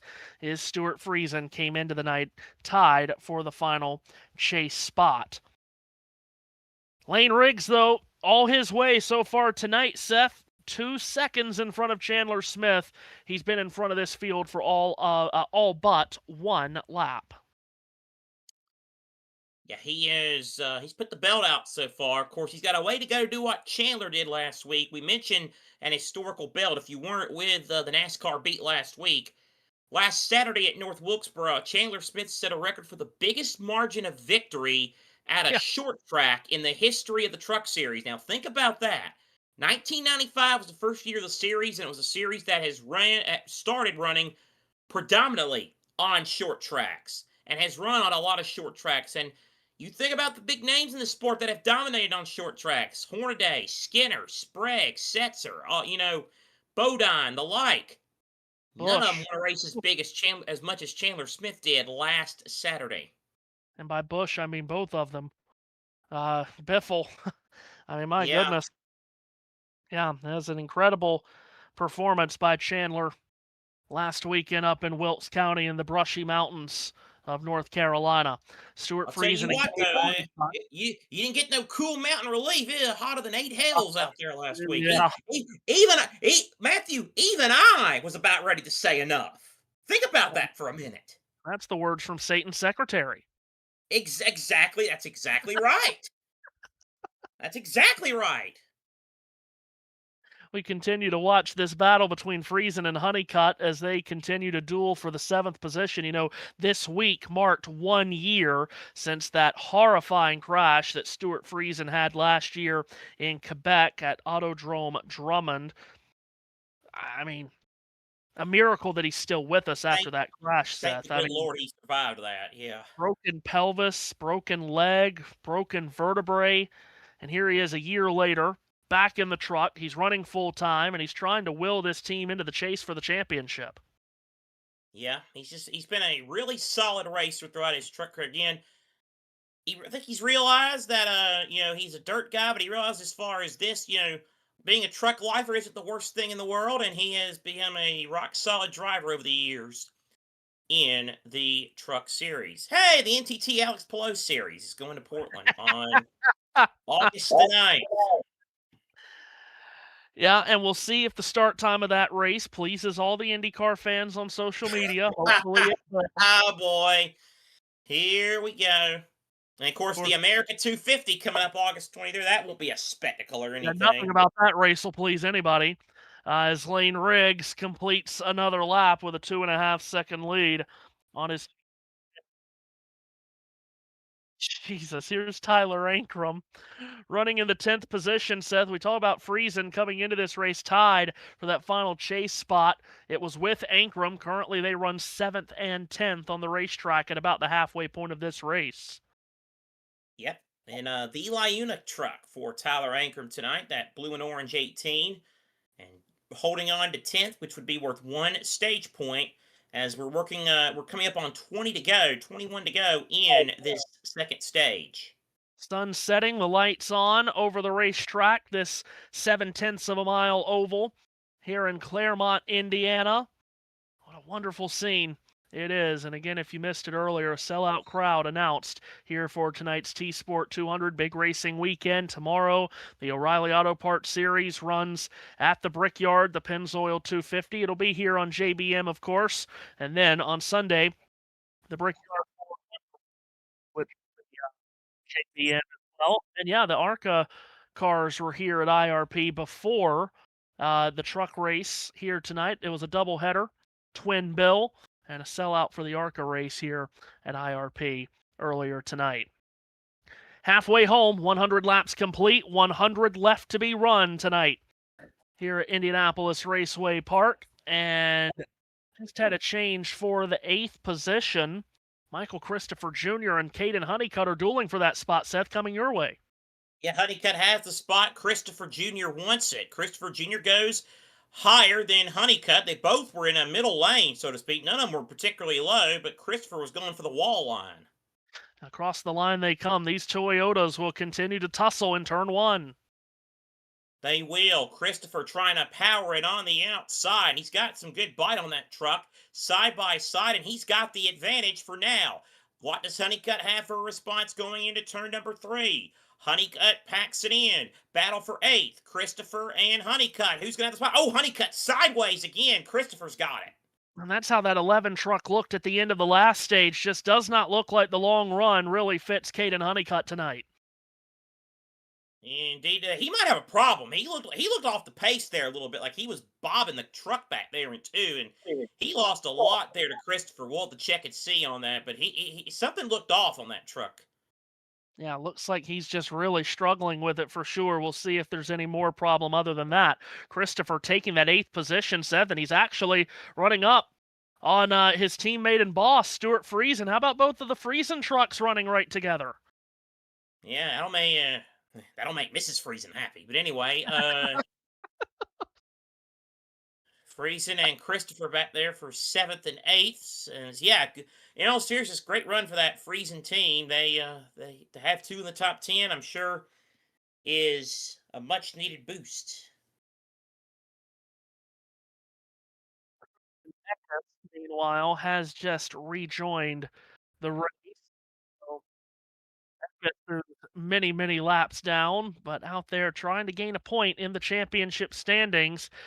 He is only a couple of laps away from overtaking Jackson Masinko in the running order for 35th, and that is an extra point in the standings. If any more any more trucks fall out before the end of the race, that would be some more points. So Eckes back out there, start of the night 4th in the championship standings. Comment here, looks like Lane Riggs is fixing to stink this one up. He's trying his absolute best. He led every lap of stage 1. He's led all but one lap so far tonight, and his current lead on Chandler Smith is 3.2 seconds. But I tell you what, Seth, Chandler Smith, Connor Mosack isn't too far away from him, so we might have a battle for the second position before this stage is up. Yeah, could very well have a position. Could have a position change there for second, as we see Eckes on the track. Yes, we know he needs the points, and he's on the track. We can might want to get a camera on that battle for second. He'll be blasting his way past people because he did pit, of course, and put fresh tires on that truck through all of the repairs they've done under the hood. So 91 will be making a lot of passes. Amanda Busick is doing a report on pit road, I'm sure, enlightening us all. Oh boy. Lane Riggs continues to lead by over 3 seconds. Do you have any mentors? We have to tell that story. We can't just leave it there for everyone to just think that we're disrespecting Amanda Busick. We were doing a race, I don't know, 1 or 2 years ago, Seth and I. 2023 dirt race, dirt race at Bristol. And we sent it down to pit road to get a report, and it was from Amanda. Who was she doing a report on? Someone was it Rajah Caruth maybe, or one of the guys that was under Kyle Larson's stewardship? Yeah. And he was about learning how to race on dirt from Larson. And then she throws it up to the booth asking Michael Waltrip and Phil Parsons, Waltrip and Parsons, if they had any mentors growing up that helped teach them the ins and outs of racing. Well, I think they might. I think Benny and Daryl may have had a little bit to do with that. Anyway. And of course that continued on. She has some question. Who was it that in that fist fight at Martinsville a couple of years ago? Not literal fist. It was a figurative fist fight in that truck. She was asking some interesting questions too. I was like, yeah, okay. She was yeah. Anyway, we're glad Amanda's all right from the near catastrophe. That was a scary incident. Yeah, no doubt. Was that at Dover that happened? Dover, yeah. Here's Lane Riggs working the bottom of the racetrack through turns 3 and 4, working his way through race traffic, trying to put Jake Garcia a second lap down. He clicks across the line. We're down to 7 laps to go in stage 2. Let's follow the leader as he rounds the second corner. Yeah, Lane Riggs is cruising. His lead is north of 4 seconds as he goes underneath the Jake Garcia truck, goes by it. No problem for Lane Riggs as he'll complete another lap. So Riggs comes off of turn number 4. 6 laps to go here in the stage as 2 trucks running side by side just in front of the leader. One is Harrison Burton making a truck series start, and he is racing with Gio Ruggiero. Ruggiero just on the lead lap here, Seth, so it'll be important for Gio to stay on the lead lap if he can, but he has a fast closing Lane Riggs right behind him. 5 laps to go in the stage as Riggs crosses the line. We'll see if he can put a lap on Ruggiero, who runs 14th. Yeah, that's another thing. You're putting it's like last week, Cup and Truck were not a lot of drivers on the lead lap. There's an answer to that question. Riggs just blew by Ruggiero as if he was standing still. So Riggs puts the 14th place truck 1 lap down as we're into the final 4 laps of the stage. Indianapolis has hosted a lot of Final Fours. Final 4 laps of stage 2. And Lane Riggs heading towards another green and white flag. But behind him, my God, Seth, they are 4 wide in turn 2. 4 wide. Whoa, and Brendan Queen right in front of him was sideways and nearly spun out. Connor Mosack and Chandler Smith are battling for position, but Brendan Queen, Corey LaJoy, and Nick Butcher are in an absolute hornet's nest in there as well. This is crazy. Yeah, and Mosak has made the Oh, pass but on Chandler Smith. So Mosak moves up into second. They're still 3 and 4 wide behind him, though. That's incredible. it's quite amazing. Smith gets away 3 wide and 3 wide further back still. Look out. By the way, Christian Eckes, we've been told there was an alternator problem on the 91, is what we just heard in our ear. Lane Riggs trying to put a lap on Harrison Burton. As he'll do that, Riggs comes off of turn number 4, crosses the line. Last lap of stage 2 underway, Seth. He's led all but 2 laps tonight, and he's heading towards his 9th stage win of the year. Cruising here as Lane Riggs is just putting on an absolute clinic. And Riggs off 4, and here it goes. Green and white checkered flag waving. Lane Riggs wins stage 2 comfortably over Connor Smith. Grant Infinger and Ty Majestic. 120 laps in the books, and Lane Riggs has led 118 of them. So he has swept the first 2 stages. That will increase his lead at the top of the championship standings on Caden Honeycutt. Coming into the night, Riggs led by 59. So he's already added 20 points more to his total, and he's looking to rack up another victory.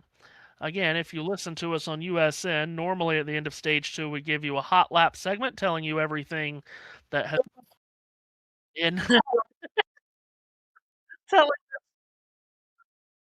telling you what has happened in the weekend of motorsport, but of course nothing has happened other than the ARCA race. But Seth, what happened in the ARCA race here at IRP earlier tonight? Caden Honeycutt won. Like I said, he's owning the support series events for truck races here lately. He won 2 cars races at North Wilkesboro last Friday, and then winning the ARCA race tonight. So he is on an absolute tear. Of course, we have Formula One. You mentioned the F1s in Hungary, and of course At the Hungaroring. we love the Hungaroring ring.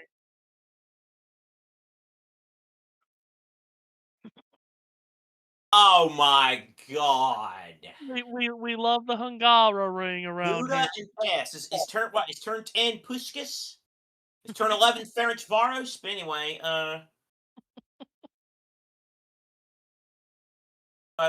yes, Hungary. What an interesting country. Damn it! What the hell was I supposed to say next? Oh God. I was thinking about anything else race related. JT can do that later maybe, but I'm gonna do the what I usually like to do is a wide world of sports update. How would you like that? Not that there's a lot going on. Of course.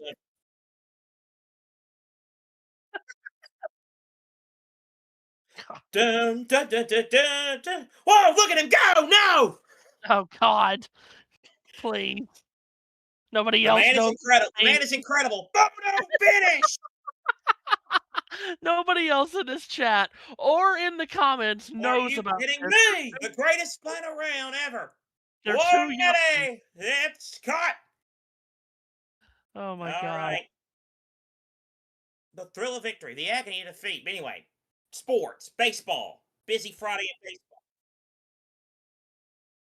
baseball. Busy baseball night. What a crash! God Almighty! But anyway, Thank you. Please. bottom of the ninth, Arizona 3, Washington 2. Atlanta and Baltimore going to the bottom of the 8th. They're tied at 3 apiece. Dodgers and the Mets are playing, and you can only imagine which way that's going. 4-1 Dodgers in the bottom of the 8th. Bottom of the 7th in South Florida, San Diego and Miami, 2 apiece in that one.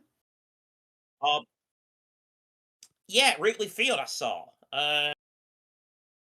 Tampa is all over Cleveland, 7-1, top of the 8th. Boston.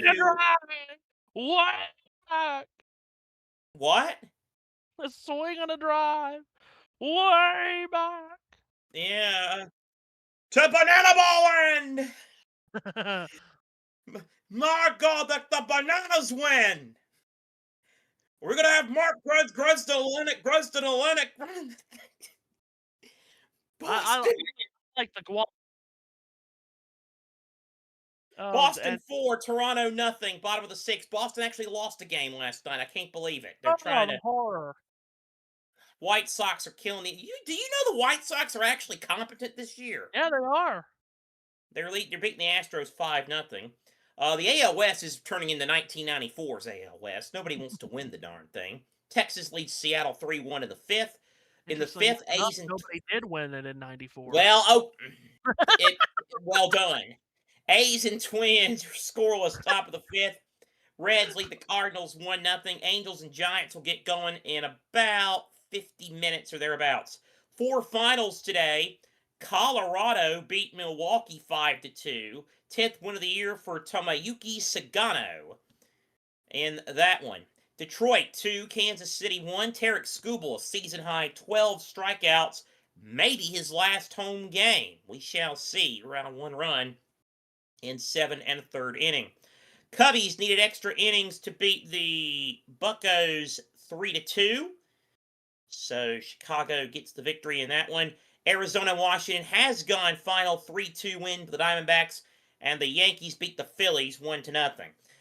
That kind of slightly dampened the mood for some in Philadelphia. In case you missed it, LeBron James has decided to take his talents to the city of brotherly love. He'll play the Philadelphia 76ers beginning next season. So get ready to learn 76ers on TV, buddy. AZ Fudd won the W's 3-point contest at All-Star Weekend. Making great decisions. But tune in next week when it returns to USN. I was going to say, if Kathy Engelbert doesn't take the channel first. But anyway, Michael Kim at the Twin Cities today, the 3M Open. Michael Kim recorded the 16th sub-60 score in PGA Tour history.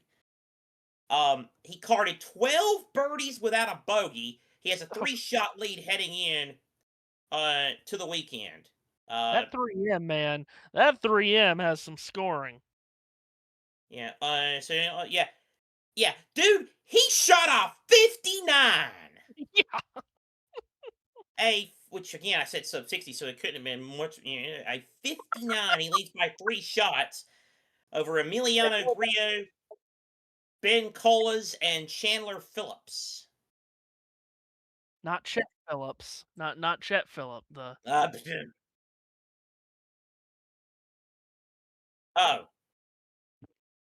Is it split hiding in the ivy? Because I saw that come across. Second quarter, Calgary leads Winnipeg 15-7 in the Canadian Football League. So that's another sport. There is some soccer tonight. It's NWSL. 2 matches going on right now. Both are goalless. Orlando and Chicago. Houston Dash against Bay. 0-0. Against Bay. It says Bay. Portland Thorns and Gotham FC. That comes your way at 10 o'clock. Bay. Later tonight. So that gets you caught up on everything going on in the sports world. JT, real quick, tell us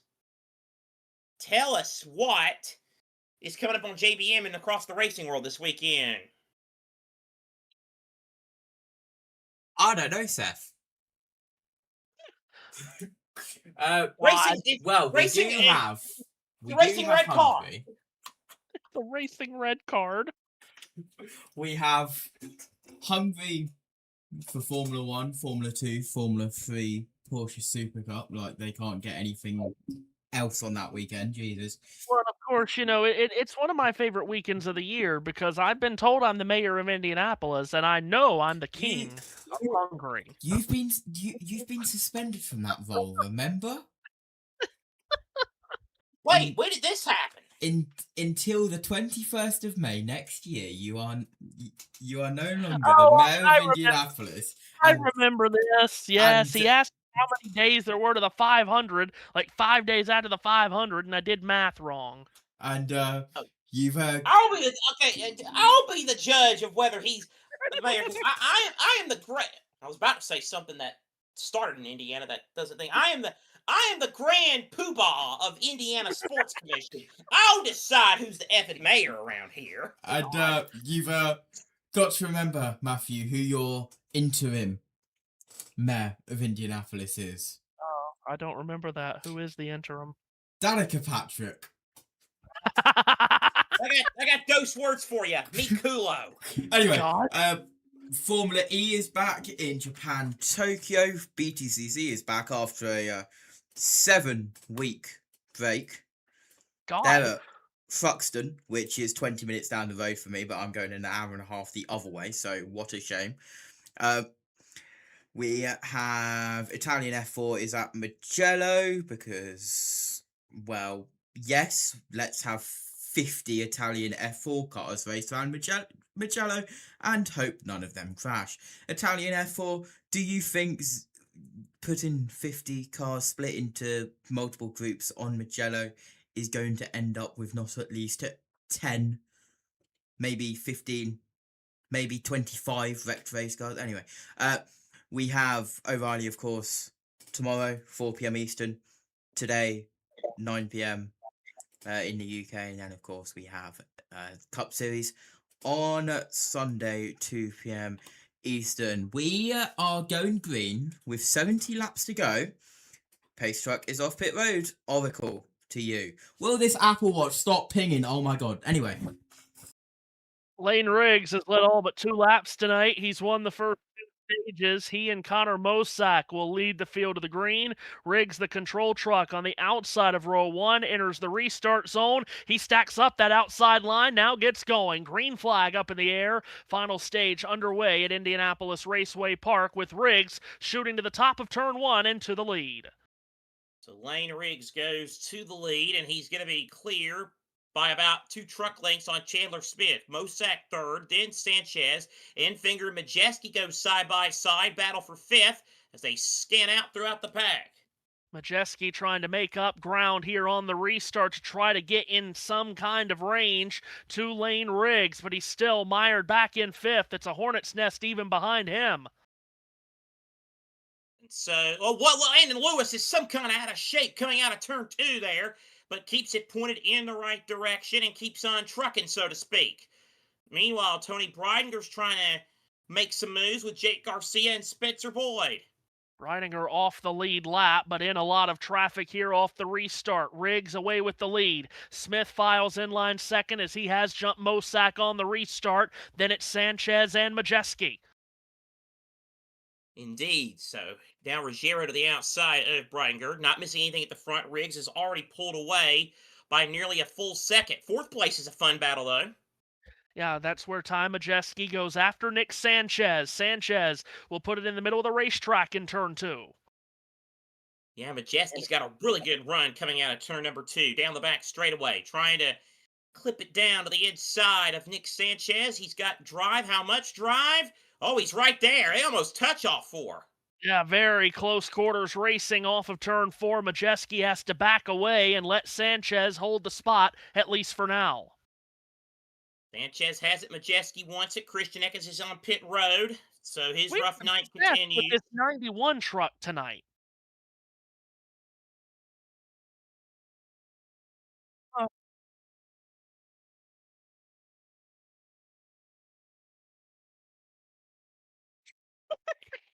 Matthew, you want to explain what our chief goofball producer extraordinaire told us? We're I mean that in a positive way, because you got to. It's a prerequisite to be with us. You got to be a goofball of some kind. Well, that's exactly right. So apparently they're going for fastest lap by putting fresh tires on the 91, but you do have to be on the lead lap at the end of the race to get the fastest lap point. But I mean, at this. Yeah, so at this point, I don't know why the Fox cameras continue to follow him around. God bless him, but it's over. Majeski will take it to the apron of turns 3 and 4 here to try to get to the inside of Sanchez. That battle for 4th continues on at the line. Trouble in turn 3, Seth. Landon Lewis has absolutely nailed the right and left side of that truck. A little fire comes out of the right side. And the 2025 Cars Tour late model champion from Ocean Isle Beach, North Carolina, brings out the first caution for incident tonight. Tough break for Landon Lewis as he was having a bit of a rough night, as Matthew mentioned. And Daniel Hemrick has crashed. Where did this come from? Wow, Daniel Hemrick has torn up the front of his blue and white number 19 truck. So a two-truck accident in turn number 3 involving Landon Lewis and Daniel Hemrick. AMR safety crews on the scene. Both drivers out of the car, out of the trucks. And thankfully, these two are okay. Seth, what happened? Oh, Daniel Hemrick just got into was racing with another truck. I believe that might have been Cole Butcher. He got into the corners a little too hot, lost control, and Landon Lewis had absolutely nowhere to go, just T-boned him. Tough break for Landon Lewis and for Daniel Hemrick, and both those trucks are destroyed. That is such a shame for both drivers, especially Landon, who's been running so well of late in that Nice Motorsports number 45, and he had absolutely nothing to do with that incident. And yeah, it was Hemrick trying to get to the inside of Cole Butcher in turn 3. Butcher, the driver from Nova Scotia, and just lost it underneath the 13. Well, Butcher really comes down and tags Hemrick, and that's what sent Hemrick around. I'm sure Daniel really isn't happy about that. He didn't look overly pleased when he got out when they showed him just now. Again, for Landon Lewis, nearly a winner at San Diego a few weeks back, coming to the final chicane, leading the race. Second at Lime Rock to Grant Enfinger, and then 5th at North Wilkesboro last week. So the run of 3 straight top 5s will come to an end for Landon here tonight. If we could have a word with whoever is running the operations at Premier Sports, that would be great.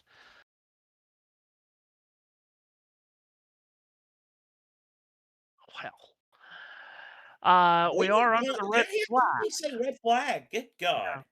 That's the worst possible thing could happen with us. Oh, no doubt. And I hope Kyle Larson's looking away. It's going to up the length of the race. Oh, my God. Yeah, Scott Dixon and Danielle Trotta's pissing contest might continue. Yes. Well, you know, Denny said what he said during the race last week, and I'm sorry, that race didn't even make it to the 3-hour mark. What are you talking about? This race is too long. Now Larson's come out. I just think this is one of the stupidest conversations we could be having. We as a fan base, I mean, we're under the red flag. What the hell else are we going to talk about? Here we go. We I'm going some chat comments because Cat Parn's been making some good chat comments. Well, that's good. We'll do that in a moment. We as a fan base in NASCAR, we have to be the most miserable people on the planet. Or at least that's how we like to present ourselves. Because for God's sakes, it's always... I've noticed something too, by the way. I listen to a lot of NASCAR radio. And I've listened to a lot this year. And I swear, the conversation about races only lasts until about Tuesday morning. And then after Tuesday morning, we go on and talk about some other... Should there be more practice? Are the races too long? Earlier this year, it was, is Daniel Suarez and AJ Allmendinger mad at each other? Can we not talk about actual racing on the track longer than just a day and a quarter before we move on to whatever the next sideshow is in this sport? Just bitching and moaning that goes on in this sport drives me up the freaking wall. And now this week, the flavor of the week, forget flavor of the month, the flavor of the week is how long the races are, all because we had a 450-lap race. Yes, that sounds like a horrible number to some people, but it ended in 2 hours, 50 minutes. Like, I don't know what we're all whining about here. And then all of a sudden, the conversation has started on, so, well, NFL games last 3 hours, 15 minutes. College football, 3.5 hours. Major League Baseball, they're down inside 2 hours, 15 minutes. You know what happens in Major League Baseball? They play a gajillion games across the season. 30 teams play 162 games. There's 200 and however many NFL games and college football games every year. You know how many NASCAR Cup Series races we get a week? Oh, that's right, 1.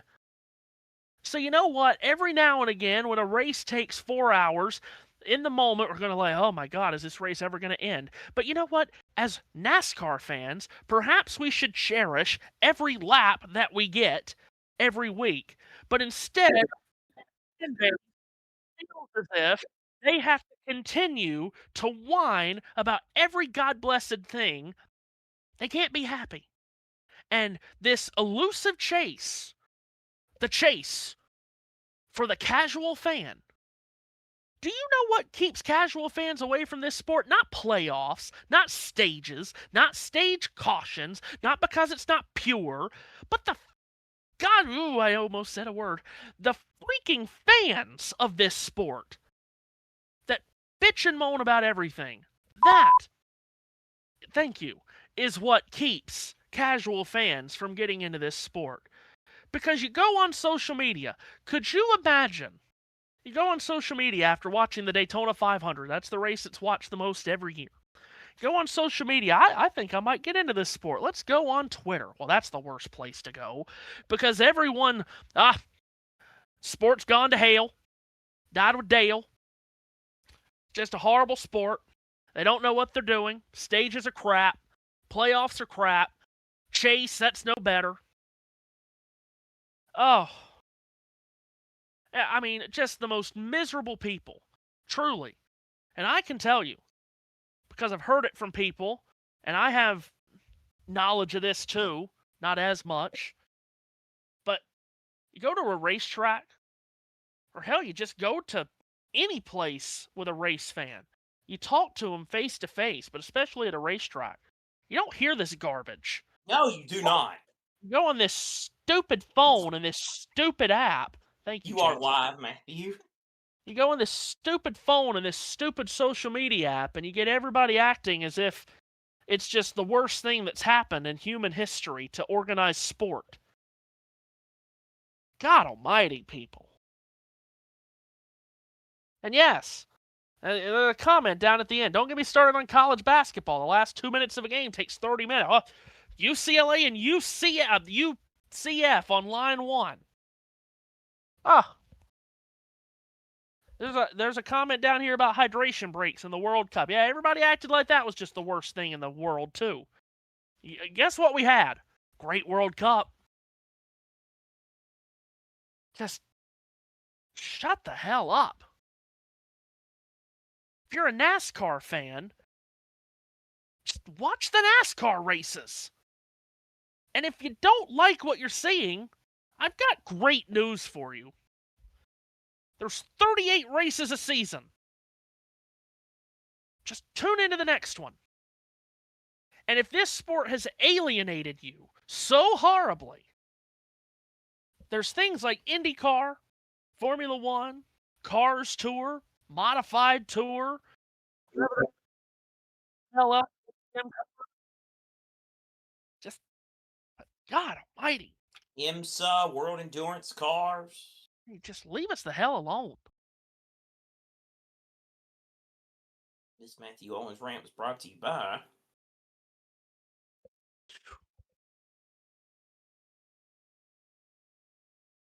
That's God almighty. Tired of the stupidity. Cat got a kick out of your Satan secretary comment earlier. Yes, read the comment while I go and get a coat. One. Said nice rundown, learned some things. I don't know if that. I guess that was when I was running down the baseball scores or whatnot. And then no one else is talking, so I figured I should just talk more. Aaron Kincaid said, "Ha ha ha, you're funny." Ketarn said, or that's how we appear, always bitching about Sunday, but it's only because we care. And then here's a thank you for bringing it up. I am a NASCAR fan. I also watch IndyCar, F1, IMSA. I got complaining about racing. So that's what what's his face just said. You know what also is great about that? If you're a fan of all of those series, oh my God, they're all different. Exactly. So just enjoy all of it. Oh God Almighty!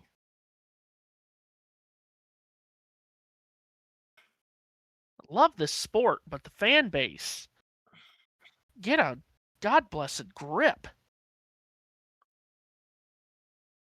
We all pine for the 90s. Yes, JT. Hey, look at there.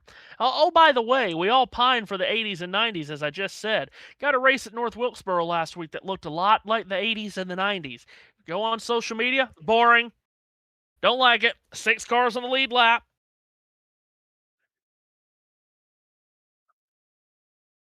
Can we pick a lane on that, please? Do you want the 80s or do you not?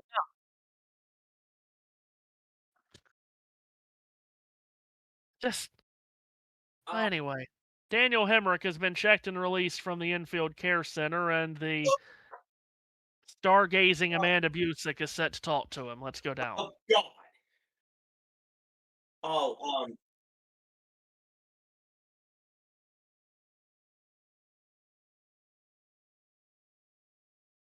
was gonna send it to the bottom hard.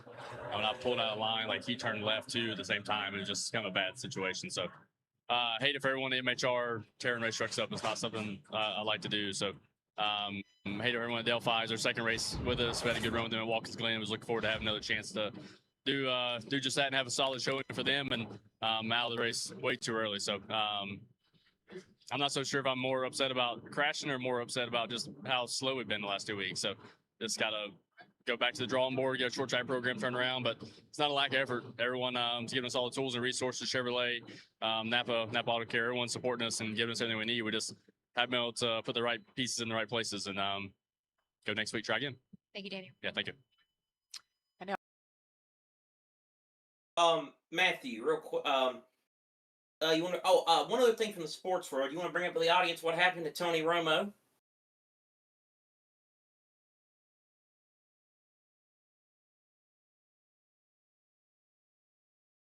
Matthew, are you dead? Matthew, I don't hear you. So if you're talking, I can't hear you. If you're talking to me, as I said, I needed a Coke after that. Oh, yeah, yes. I just said, do you want to bring up what happened with Tony Romo today? Might be on my next podcast. Oh, that's right. You started one of those as well. Yeah. As well. Just what the world needed, another one. But yeah, on the Behind the Mic YouTube channel, the Behind the Mic Sports Media Podcast, episode 1 with Matthew Owens and Braylon Breezy. Is Breezy or Bree? How does he say his last name? Braylon Breeze. Braylon Breeze. Summer Yep. breeze. Yeah. So Matthew, of course, went from the great idea and not so great execution. He starts a podcast, but he decided to start it by bringing a University of Kentucky student. Landon Lewis. We had our JF Electric utility truck. Chevrolet was really fast tonight. We made it better all night long. Just, I guess, caught in the wrong place at the wrong time. And definitely don't want to be standing here, but it is what it is. And you have those moments throughout racing. It's just how you come back from them. Thank you, Landon and Ron Hornaday, right there off camera to come find his driver after that crash. So, just one more time. Summer breeze. But in all seriousness, good podcast. But of course, the funniest thing I saw on Twitter was a pretend interaction. Sir, how much have you had to drink tonight? Oh, I don't know, Jim. Oh God. Blowing through the jasmine in my mind. Oh God. Rolling with it is the summer breeze makes me feel fine. I love yacht rock. Oh, Yacht Rock Radio. You're a yacht rocker, okay. Yacht Rock Radio on Sirius XM. Tell you, Sirius XM has. Okay, so I've just gotten serious. I don't think it's for very long. I think it's just a 1-year deal for the thing because we just with the par and whatnot. But But I have to ask, are there enough music channels on Sirius XM for you? Oh, yeah. They got it covered. Which is great for me. You'll be if you're so you are into yacht rock, you will be stunned, I tell you, to know that my music one preset on there is Radio Margaritaville. Ah, yes. Which, of course, it's not all Jimmy Buffett. There are some other good songs of that nature that are. The thing about it is, there are a lot of great songs that I would have never found otherwise that I found on that I really like. I also like the '80s channel. Is my number 2 preset, but number 1 is Radio Margaritaville. Rest in peace to the GOAT of good timing, fun music, Jimmy Buffett. Field coming to the green. Of course, you got Mad Dog Radio, where he's talking about ranking the top 10 Americans. Now, that's on a sports channel, but it's not top 10 American sporting figures. Eisenhower has to be in it. He's better than Reagan. You gotta put Eisenhower in it. Here comes the field off of turn 4. Lane Riggs and Chandler Smith, the teammates, once again Also, on the hear Adam Shines rant about Elmo on there. Riggs, the control truck, outside of row 1.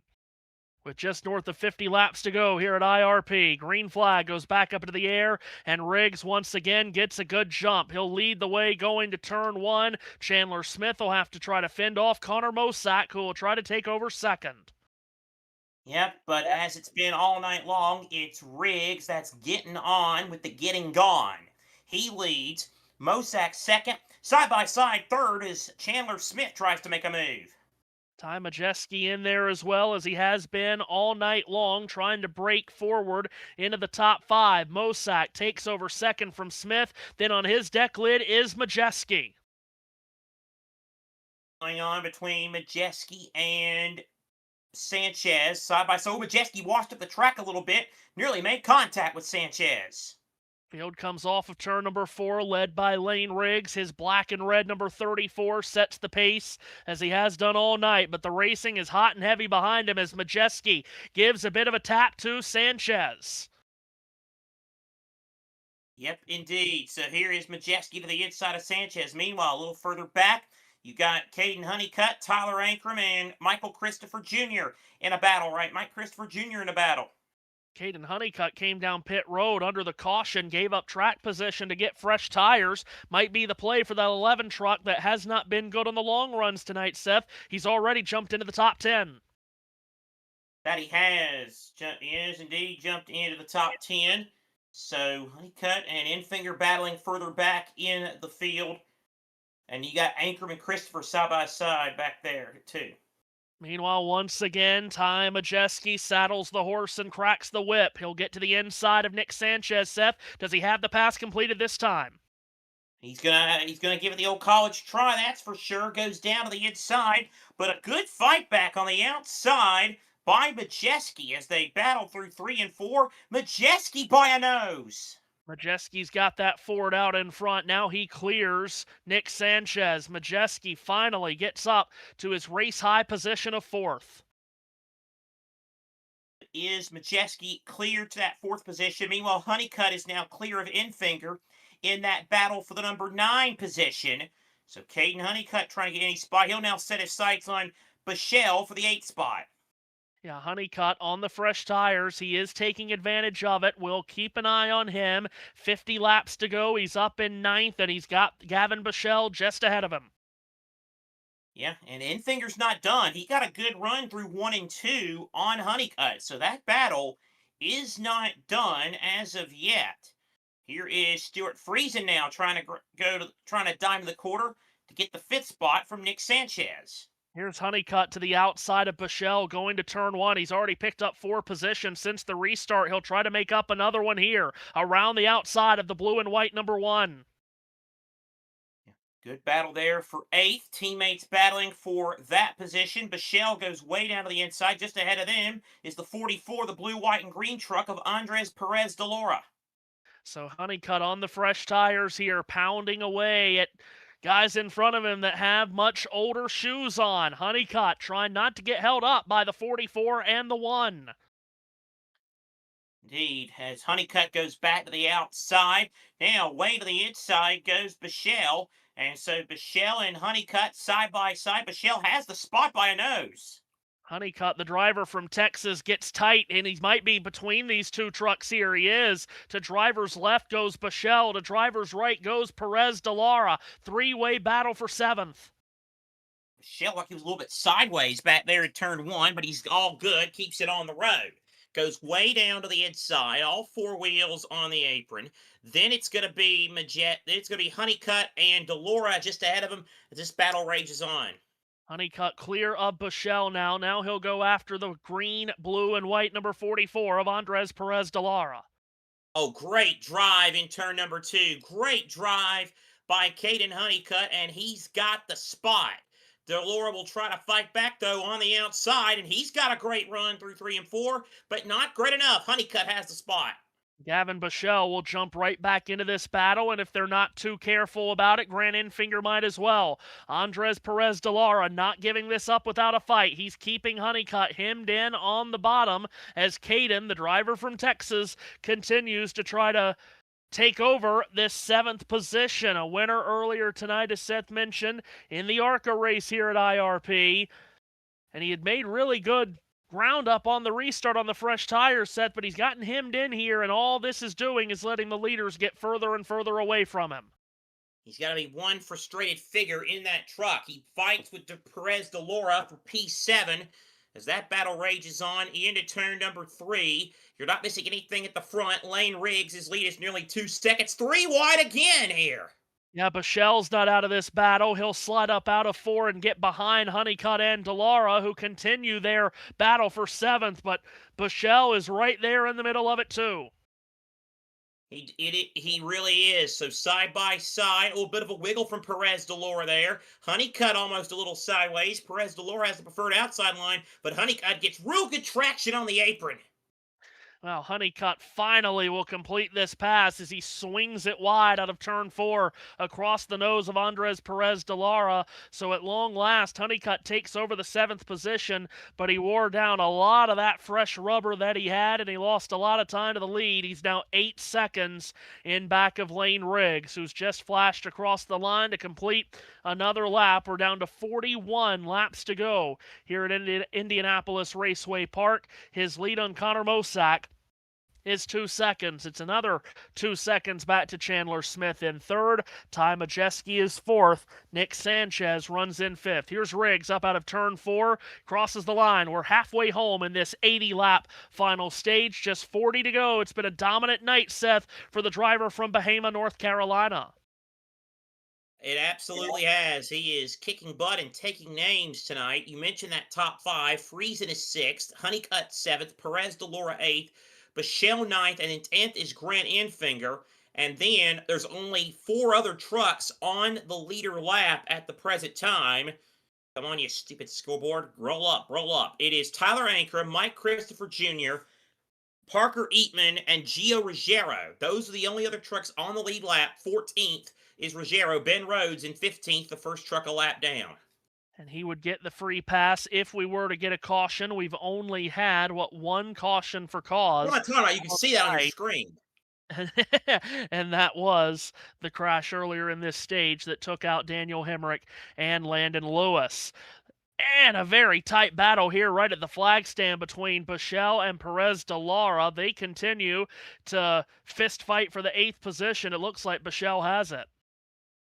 Bichelle is going to make that pass, so he moves up into 8th position. As you said numerous times, Matthew, you're not going to get the radio out of us that easily. No, the radio is still in us no matter what, as Gavin Bichelle has completed that pass to take over the 8th spot. For Lane Riggs, Seth, I'm not sure if he entered the season as the heavy favorite to win the Craftsman Truck Series Championship, but my goodness, he is certainly that now. He's heading towards his 5th win of the season if it all stays the way it is now. He's the defending IRP winner, trying to do it again here around this famed short track. And what we have seen to this point of the season nothing would tell me that Lane Riggs is not the heavy favorite to win this championship, and we're about 65%, so 2/3 of the way through the season, and he's just been lights out. Yeah, I think it's Riggs, medium gap Honeycutt, medium to high gap Smith, and then I don't know if anybody. I think it's good. I would be shocked if it's anyone other than those three. I think the other six that make are going to have to go, or seven that make are going to have to go on a Tony Stewart 2011-esque run to win it. Yeah, and remember, Chase is in play for the Truck Series, just as it is in Cup and O'Reilly. The chase begins Thursday, September 17th at Bristol. 10 drivers make the truck chase, and it is a 7-race chase consisting of Bristol, Kansas, Charlotte, Phoenix, Talladega, Martinsville, and Homestead. That's a darn good chase lineup, I may add. Yeah, it really is. And we get a second truck race on the Charlotte Oval, of course. That'll be fun. Of course, the first time we ran on the Charlotte Oval with the trucks, Mother Nature just did not want it to run. On the somber weekend. I think Mother Nature was trying to tell us some other things that weekend.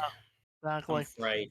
But it is a good chase lineup, that's for sure. The 7 races to decide the Truck Series championship. Lane Riggs leading tonight by 2.5 seconds. We'll pick up a battle for the 3rd position. Ty Majeski closing in on Chandler Smith. These two come off turn 4, crossing the line. The Long John Silver's Ford of Smith, the Menards Ford of Majeski, battling for 3rd in turn 2. Absolutely. So good battle there, and now we go to Riggs lapping lapping the Connor Daly machine again. Well, I tried to set it up, but we're You at did. the Not your fault, man. Not your fault, man. Yeah, we're at the mercy of the TV producers around here. But we'll keep you abreast of that battle for 3rd between Smith and Majeski.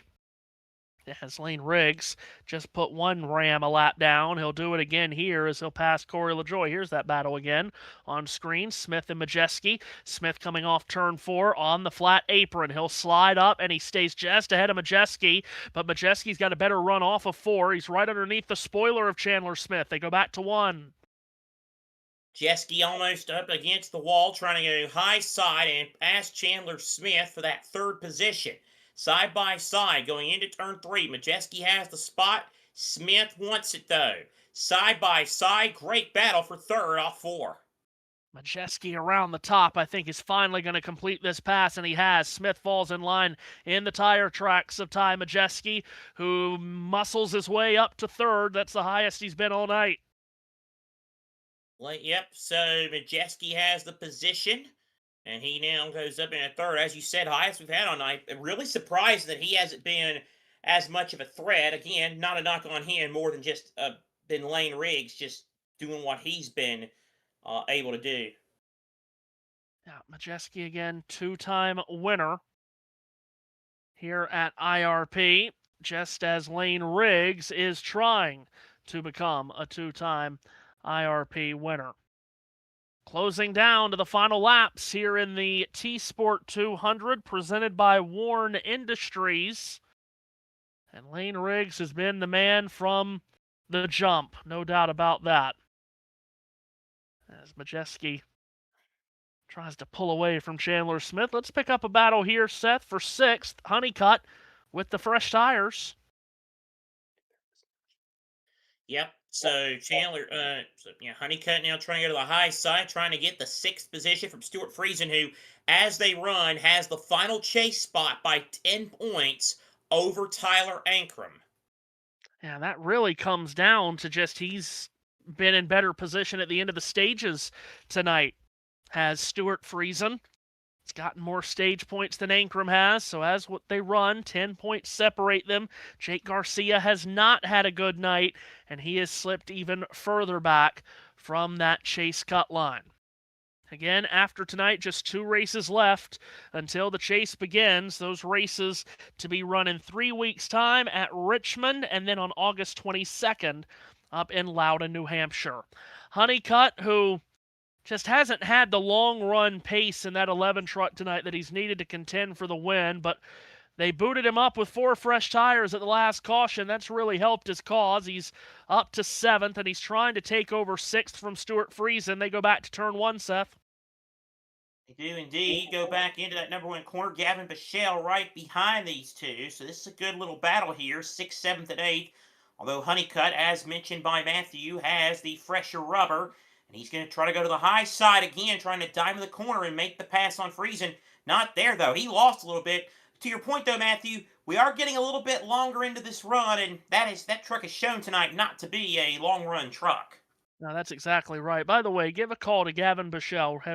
Have really liked what we've seen from him tonight. He started 19th, stayed on the lead lap in that first stage where Lane Riggs was putting a lot of guys away, and looks like he might be on for a top 10 finish in his Truck Series debut. Good run from Gavin Bichelle with Tricon Garage here tonight at a very tricky racetrack to be making your series debut. Here's Lane Riggs off turn 4. Across the line he goes, and we're into the final 20 laps here at IRP, Seth, and his lead on Mosak is still a hefty one. 2 6/10 seconds at the line last time. The difference between Riggs and Mosak with 20 to go. Then it's Majeski, Smith, and Sanchez. Friesen, Honeycutt, Bichelle, Perez, Enfinger. That's your top 10 as we head for the final 19 laps at IRP. And Riggs across the line one more time. Mosak, who's in that multicolored number 7. The Friends of Jacqueline Foundation on the hood and quarter panels of that Spire Motorsports number 7 entry tonight. Good for them to be on that truck, and good for them to be heading towards a good finish, it would seem. Friends of Jacqueline Foundation, they do a lot of really great things, and they are a big part of the NASCAR scene. He puts a lap around the Cole Butcher automobile, does Mosak. Then it's Ty Majeski, who's even 4 seconds behind Mosak in the 3rd position. But since he's made the pass on Chandler Smith, Seth, he's been able to pull away. Yes, and it's going to be a good, solid night for that Neon 88. 3rd place, barring something drastic. It's not going to get better or worse, you would think. So, good night for him. And a good night for Chandler Smith. Just, it's kind of disappointing. It has to feel a little bit disappointing as a team and a driver when, just last week, you were the one administering the belt. And the idea that it's his teammate that's doing it tonight.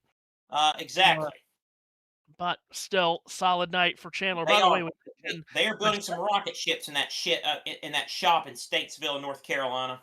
No doubt about that. They've got a really good truck program, and of course, it's a big weekend for Front Row Motorsports. Seth, I know, you can joke about it. We joke about it at times, but it's a big weekend for a team like Front Row Motorsports, Seth, that on Sunday, Todd Gilliland could pull in $1 million if he can beat Ryan Blaney heads up on the big track. 2nd straight year we have big team versus smaller team for that challenge. Yeah. Remember last year it was Gibbs against Colleague. This year it's Penske against Front Row. So we'll see how that works out. Of course, I think Blaine would love to give the IMS boss man just a little bit more than an in-season challenge win. He did say earlier this week that if he won this race, he would want to take Roger, put him in the car to do the victory lap, and then he would get out. He would lick every brick. Wow. And that's just the Ryan Blaney humor that you love about YRB. When do we say that he's not young anymore? I was going to say, who's not much on the Y anymore. This is his 11th full. Can we talk about this is his 11th full-time season in Cup? Yep, I tell you. Yes, High Point, North Carolina's Ryan Blaney. I bet that hasn't been uttered the last couple of weeks with us away. Anyway. I have faith JT snuck it in at least once just for the heck of it. Caden Honeycutt still trying to get around Stuart Friesen. The 6th position. Yes, we press on like a Lee nail. Thank you. Friesen will hug the bottom onto the apron of turns 3 and 4 to stay ahead of Honeycutt. Toyota tussle here for the 6th position as we're down to just 12 laps to go. Let's follow that battle in turn 2. Great battle, isn't it? Stuart Friesen has the spot. Caden Honeycutt wants the position as they now continue to battle. Oh, Honeycutt, like he kind of got stuck there, and Bichelle now closes in on him. Back out of turn number 4, Gavin Bichelle continues to be in this battle. 6th, 7th, and 8th. Friesen, Honeycutt, and Bichelle. It's 2 seconds ahead of Andres Perez de Lara, who rides 9th. Indeed. Solid night again for that 44 team as Honeycutt goes to the inside of a lap truck while trying to make the move on Friesen. That's Chris Wright, who is playing nice tonight and giving way on the high side. 10 laps to go as Lane Riggs has completed the 190th lap of the night here at IRP. He's heading towards his 5th win of the year and 2nd in a row here on this legendary short track. Yep, he has administered it tonight. 9 laps to go. Now at the line, and I mean, sometimes you just got to tip your cap to just a dominating performance. And from the word go, it was pretty obvious who the class of the field was in this one. Yeah, he's been just phenomenal tonight. He has been, and he's made it look effortless, which we know it's not, especially around a track like this. You have to wonder what his father Scott thinks when he sees his son have so much success in this series, which Scott ran in, of course, for a few years before jumping up the ladder. As Lane will come around and complete another lap. 7 to go here at IRP. He's back in turn 2. Yep, in turn 2, just making another lap. He's just gotten past the Frankie Muniz machine. A bit of a wobble coming out of turn 2, but it's A-okay. Goes down to the inside, is on the apron in 3 and 4, and he'll make another lap. All he wants is all of the drivers still on the racetrack to mind their P's and Q's and not see the color yellow for the rest of the night. That's what Lane Riggs is looking for in that black and red colored BKB bare knuckle boxing. Number 34 Ford rather, for Front Row Motorsports. Set to knock out the field one more time. Here he comes out of turn 4. 5 laps to go here in Claremont, Indiana. The lead on Connor Mosack is 2 1/3 seconds. Mosack did take 3/10 off of the lead for what it's worth, but it's still all about Riggs at the front of this field. Going to be a great night for Mosack. P2, nothing to be ashamed of. Best in show tonight for that Spire number 7. Yeah, that's exactly what it is tonight. Best in show. Just 1 lap truck separating those two, but 2.3 seconds the gap. Mosack's not going to make that up without a caution or a Riggs mistake. Correct, you are. Lead was stabilized last time by. Riggs is already in turn 3, up against the wall. He can pretty much do whatever he wants to do with that race truck. Off turn 4, clicks across the line. 197 laps in the record books. Only 3 remain for Lane Riggs. So 3 do remain for Lane Riggs as he just continues to just go on his Friday night cruise down the back straightaway. Heading into turn number 3, now goes up to the high side of the racetrack, and he is now going to come off of turn number 4. Very happy that the white flag is approaching because there's a big wad of traffic just in front of him as he enters turn 2, and I think one of those trucks is smoking right in front of him. Oh my goodness! It's Grant Enfinger. Will they throw the caution? Grant Enfinger's truck is in a full bloom of smoke. We're still green at IRP. Still green as we come off of turn 4 for the bell lap. Lane Riggs gets to the white flag. We stay green, and we're now on the last lap at IRP. Lane Riggs now cruising as he now goes by. Another lap machine going through turn 2. Lane Riggs has been in the fast lane all night. He's put out a Hoosier-style butt whipping, Matthew. Truck Series field, no need to Google Lane Riggs. No, there's not, because the lane to victory still runs through Riggs, across the line, taking the checkered flag for the 5th time this season. Lane Riggs scores the win, his 2nd in a row at historic Indianapolis Raceway Park. He takes Front Row Motorsports back to victory lane. Win number 5 on the season for the driver from Bahama, North Carolina, and he flat whooped him tonight, Seth. He did. He absolutely did. And this is going to be a well-deserved celebration, a well-deserved smoke show. There you go. Lane is smoking them up.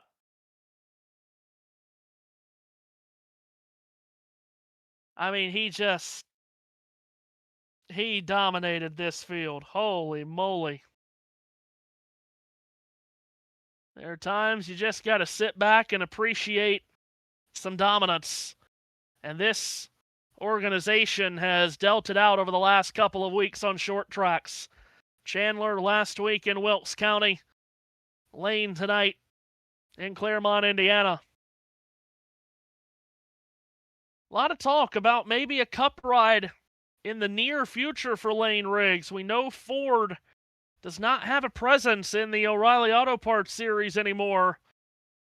And there has been some conversation about perhaps Ford will push him up to the Cup Series next year. We can talk about that. We can cross that bridge when we get there, but he's certainly bossing the Truck Series here, no doubt. Long, smoky burnout down the front straightaway for this sellout crowd that saw a really good double bill tonight.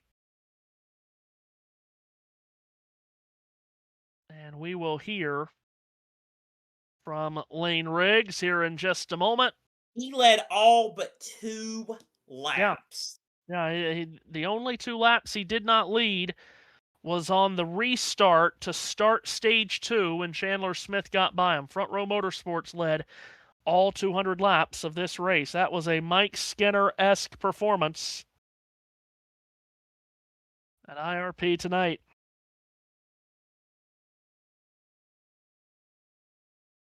It's just about as good as it gets.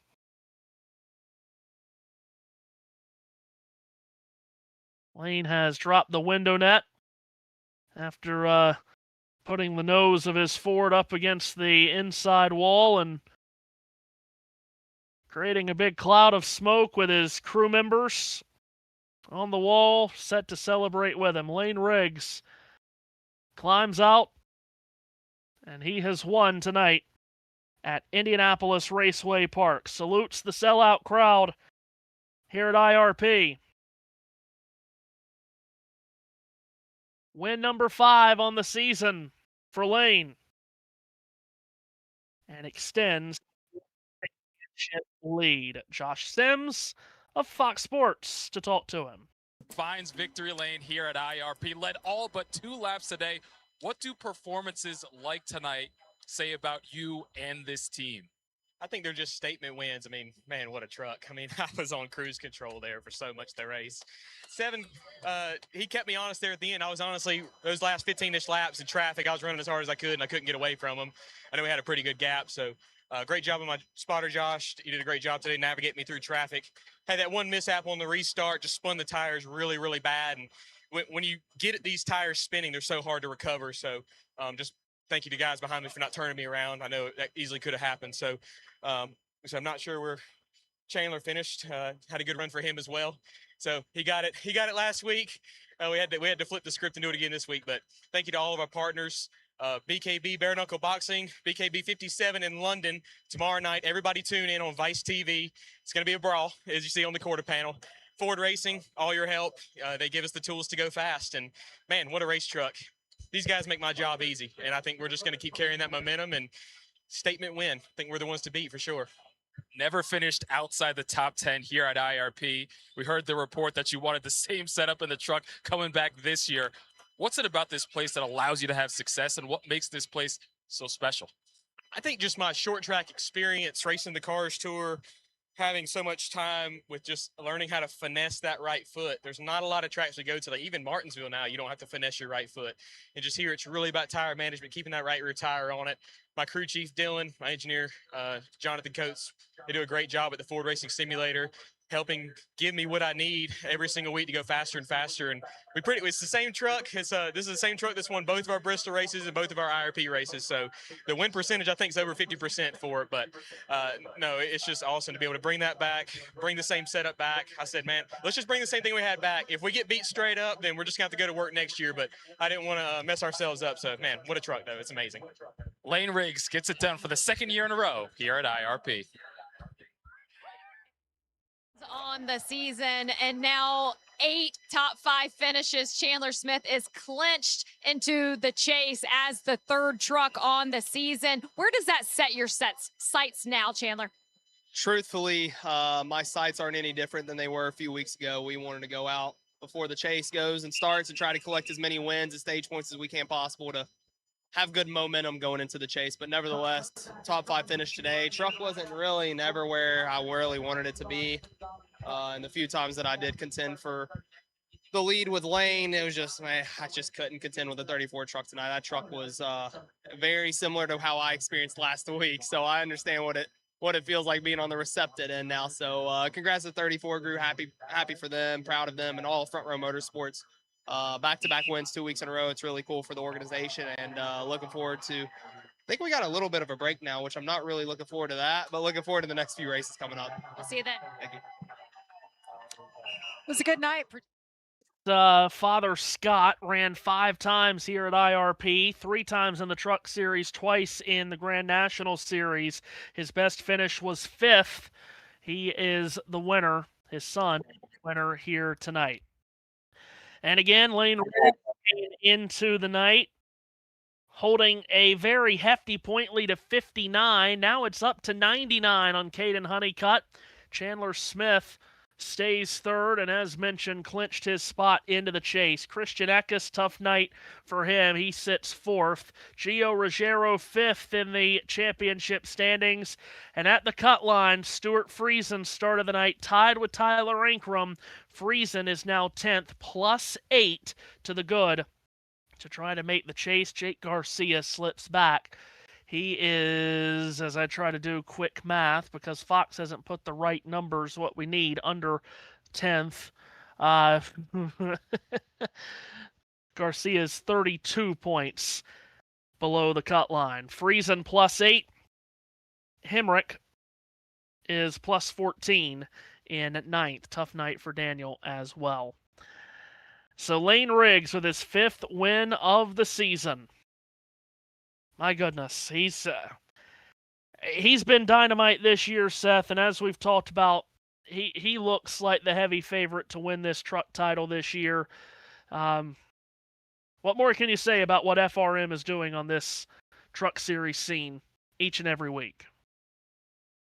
Yeah, they are the team. They are the team, that is for sure, in the Truck Series. And like I said, the 34, the 38 of Chandler Smith, very, very good, but that 34 truck is the one that is going to beat. Is going to be the one to beat. And I just look, even in this less chaotic, still chaotic, but less chaotic format, you never want to take anything for granted, and you never want to assume anything, but if it's not Riggs or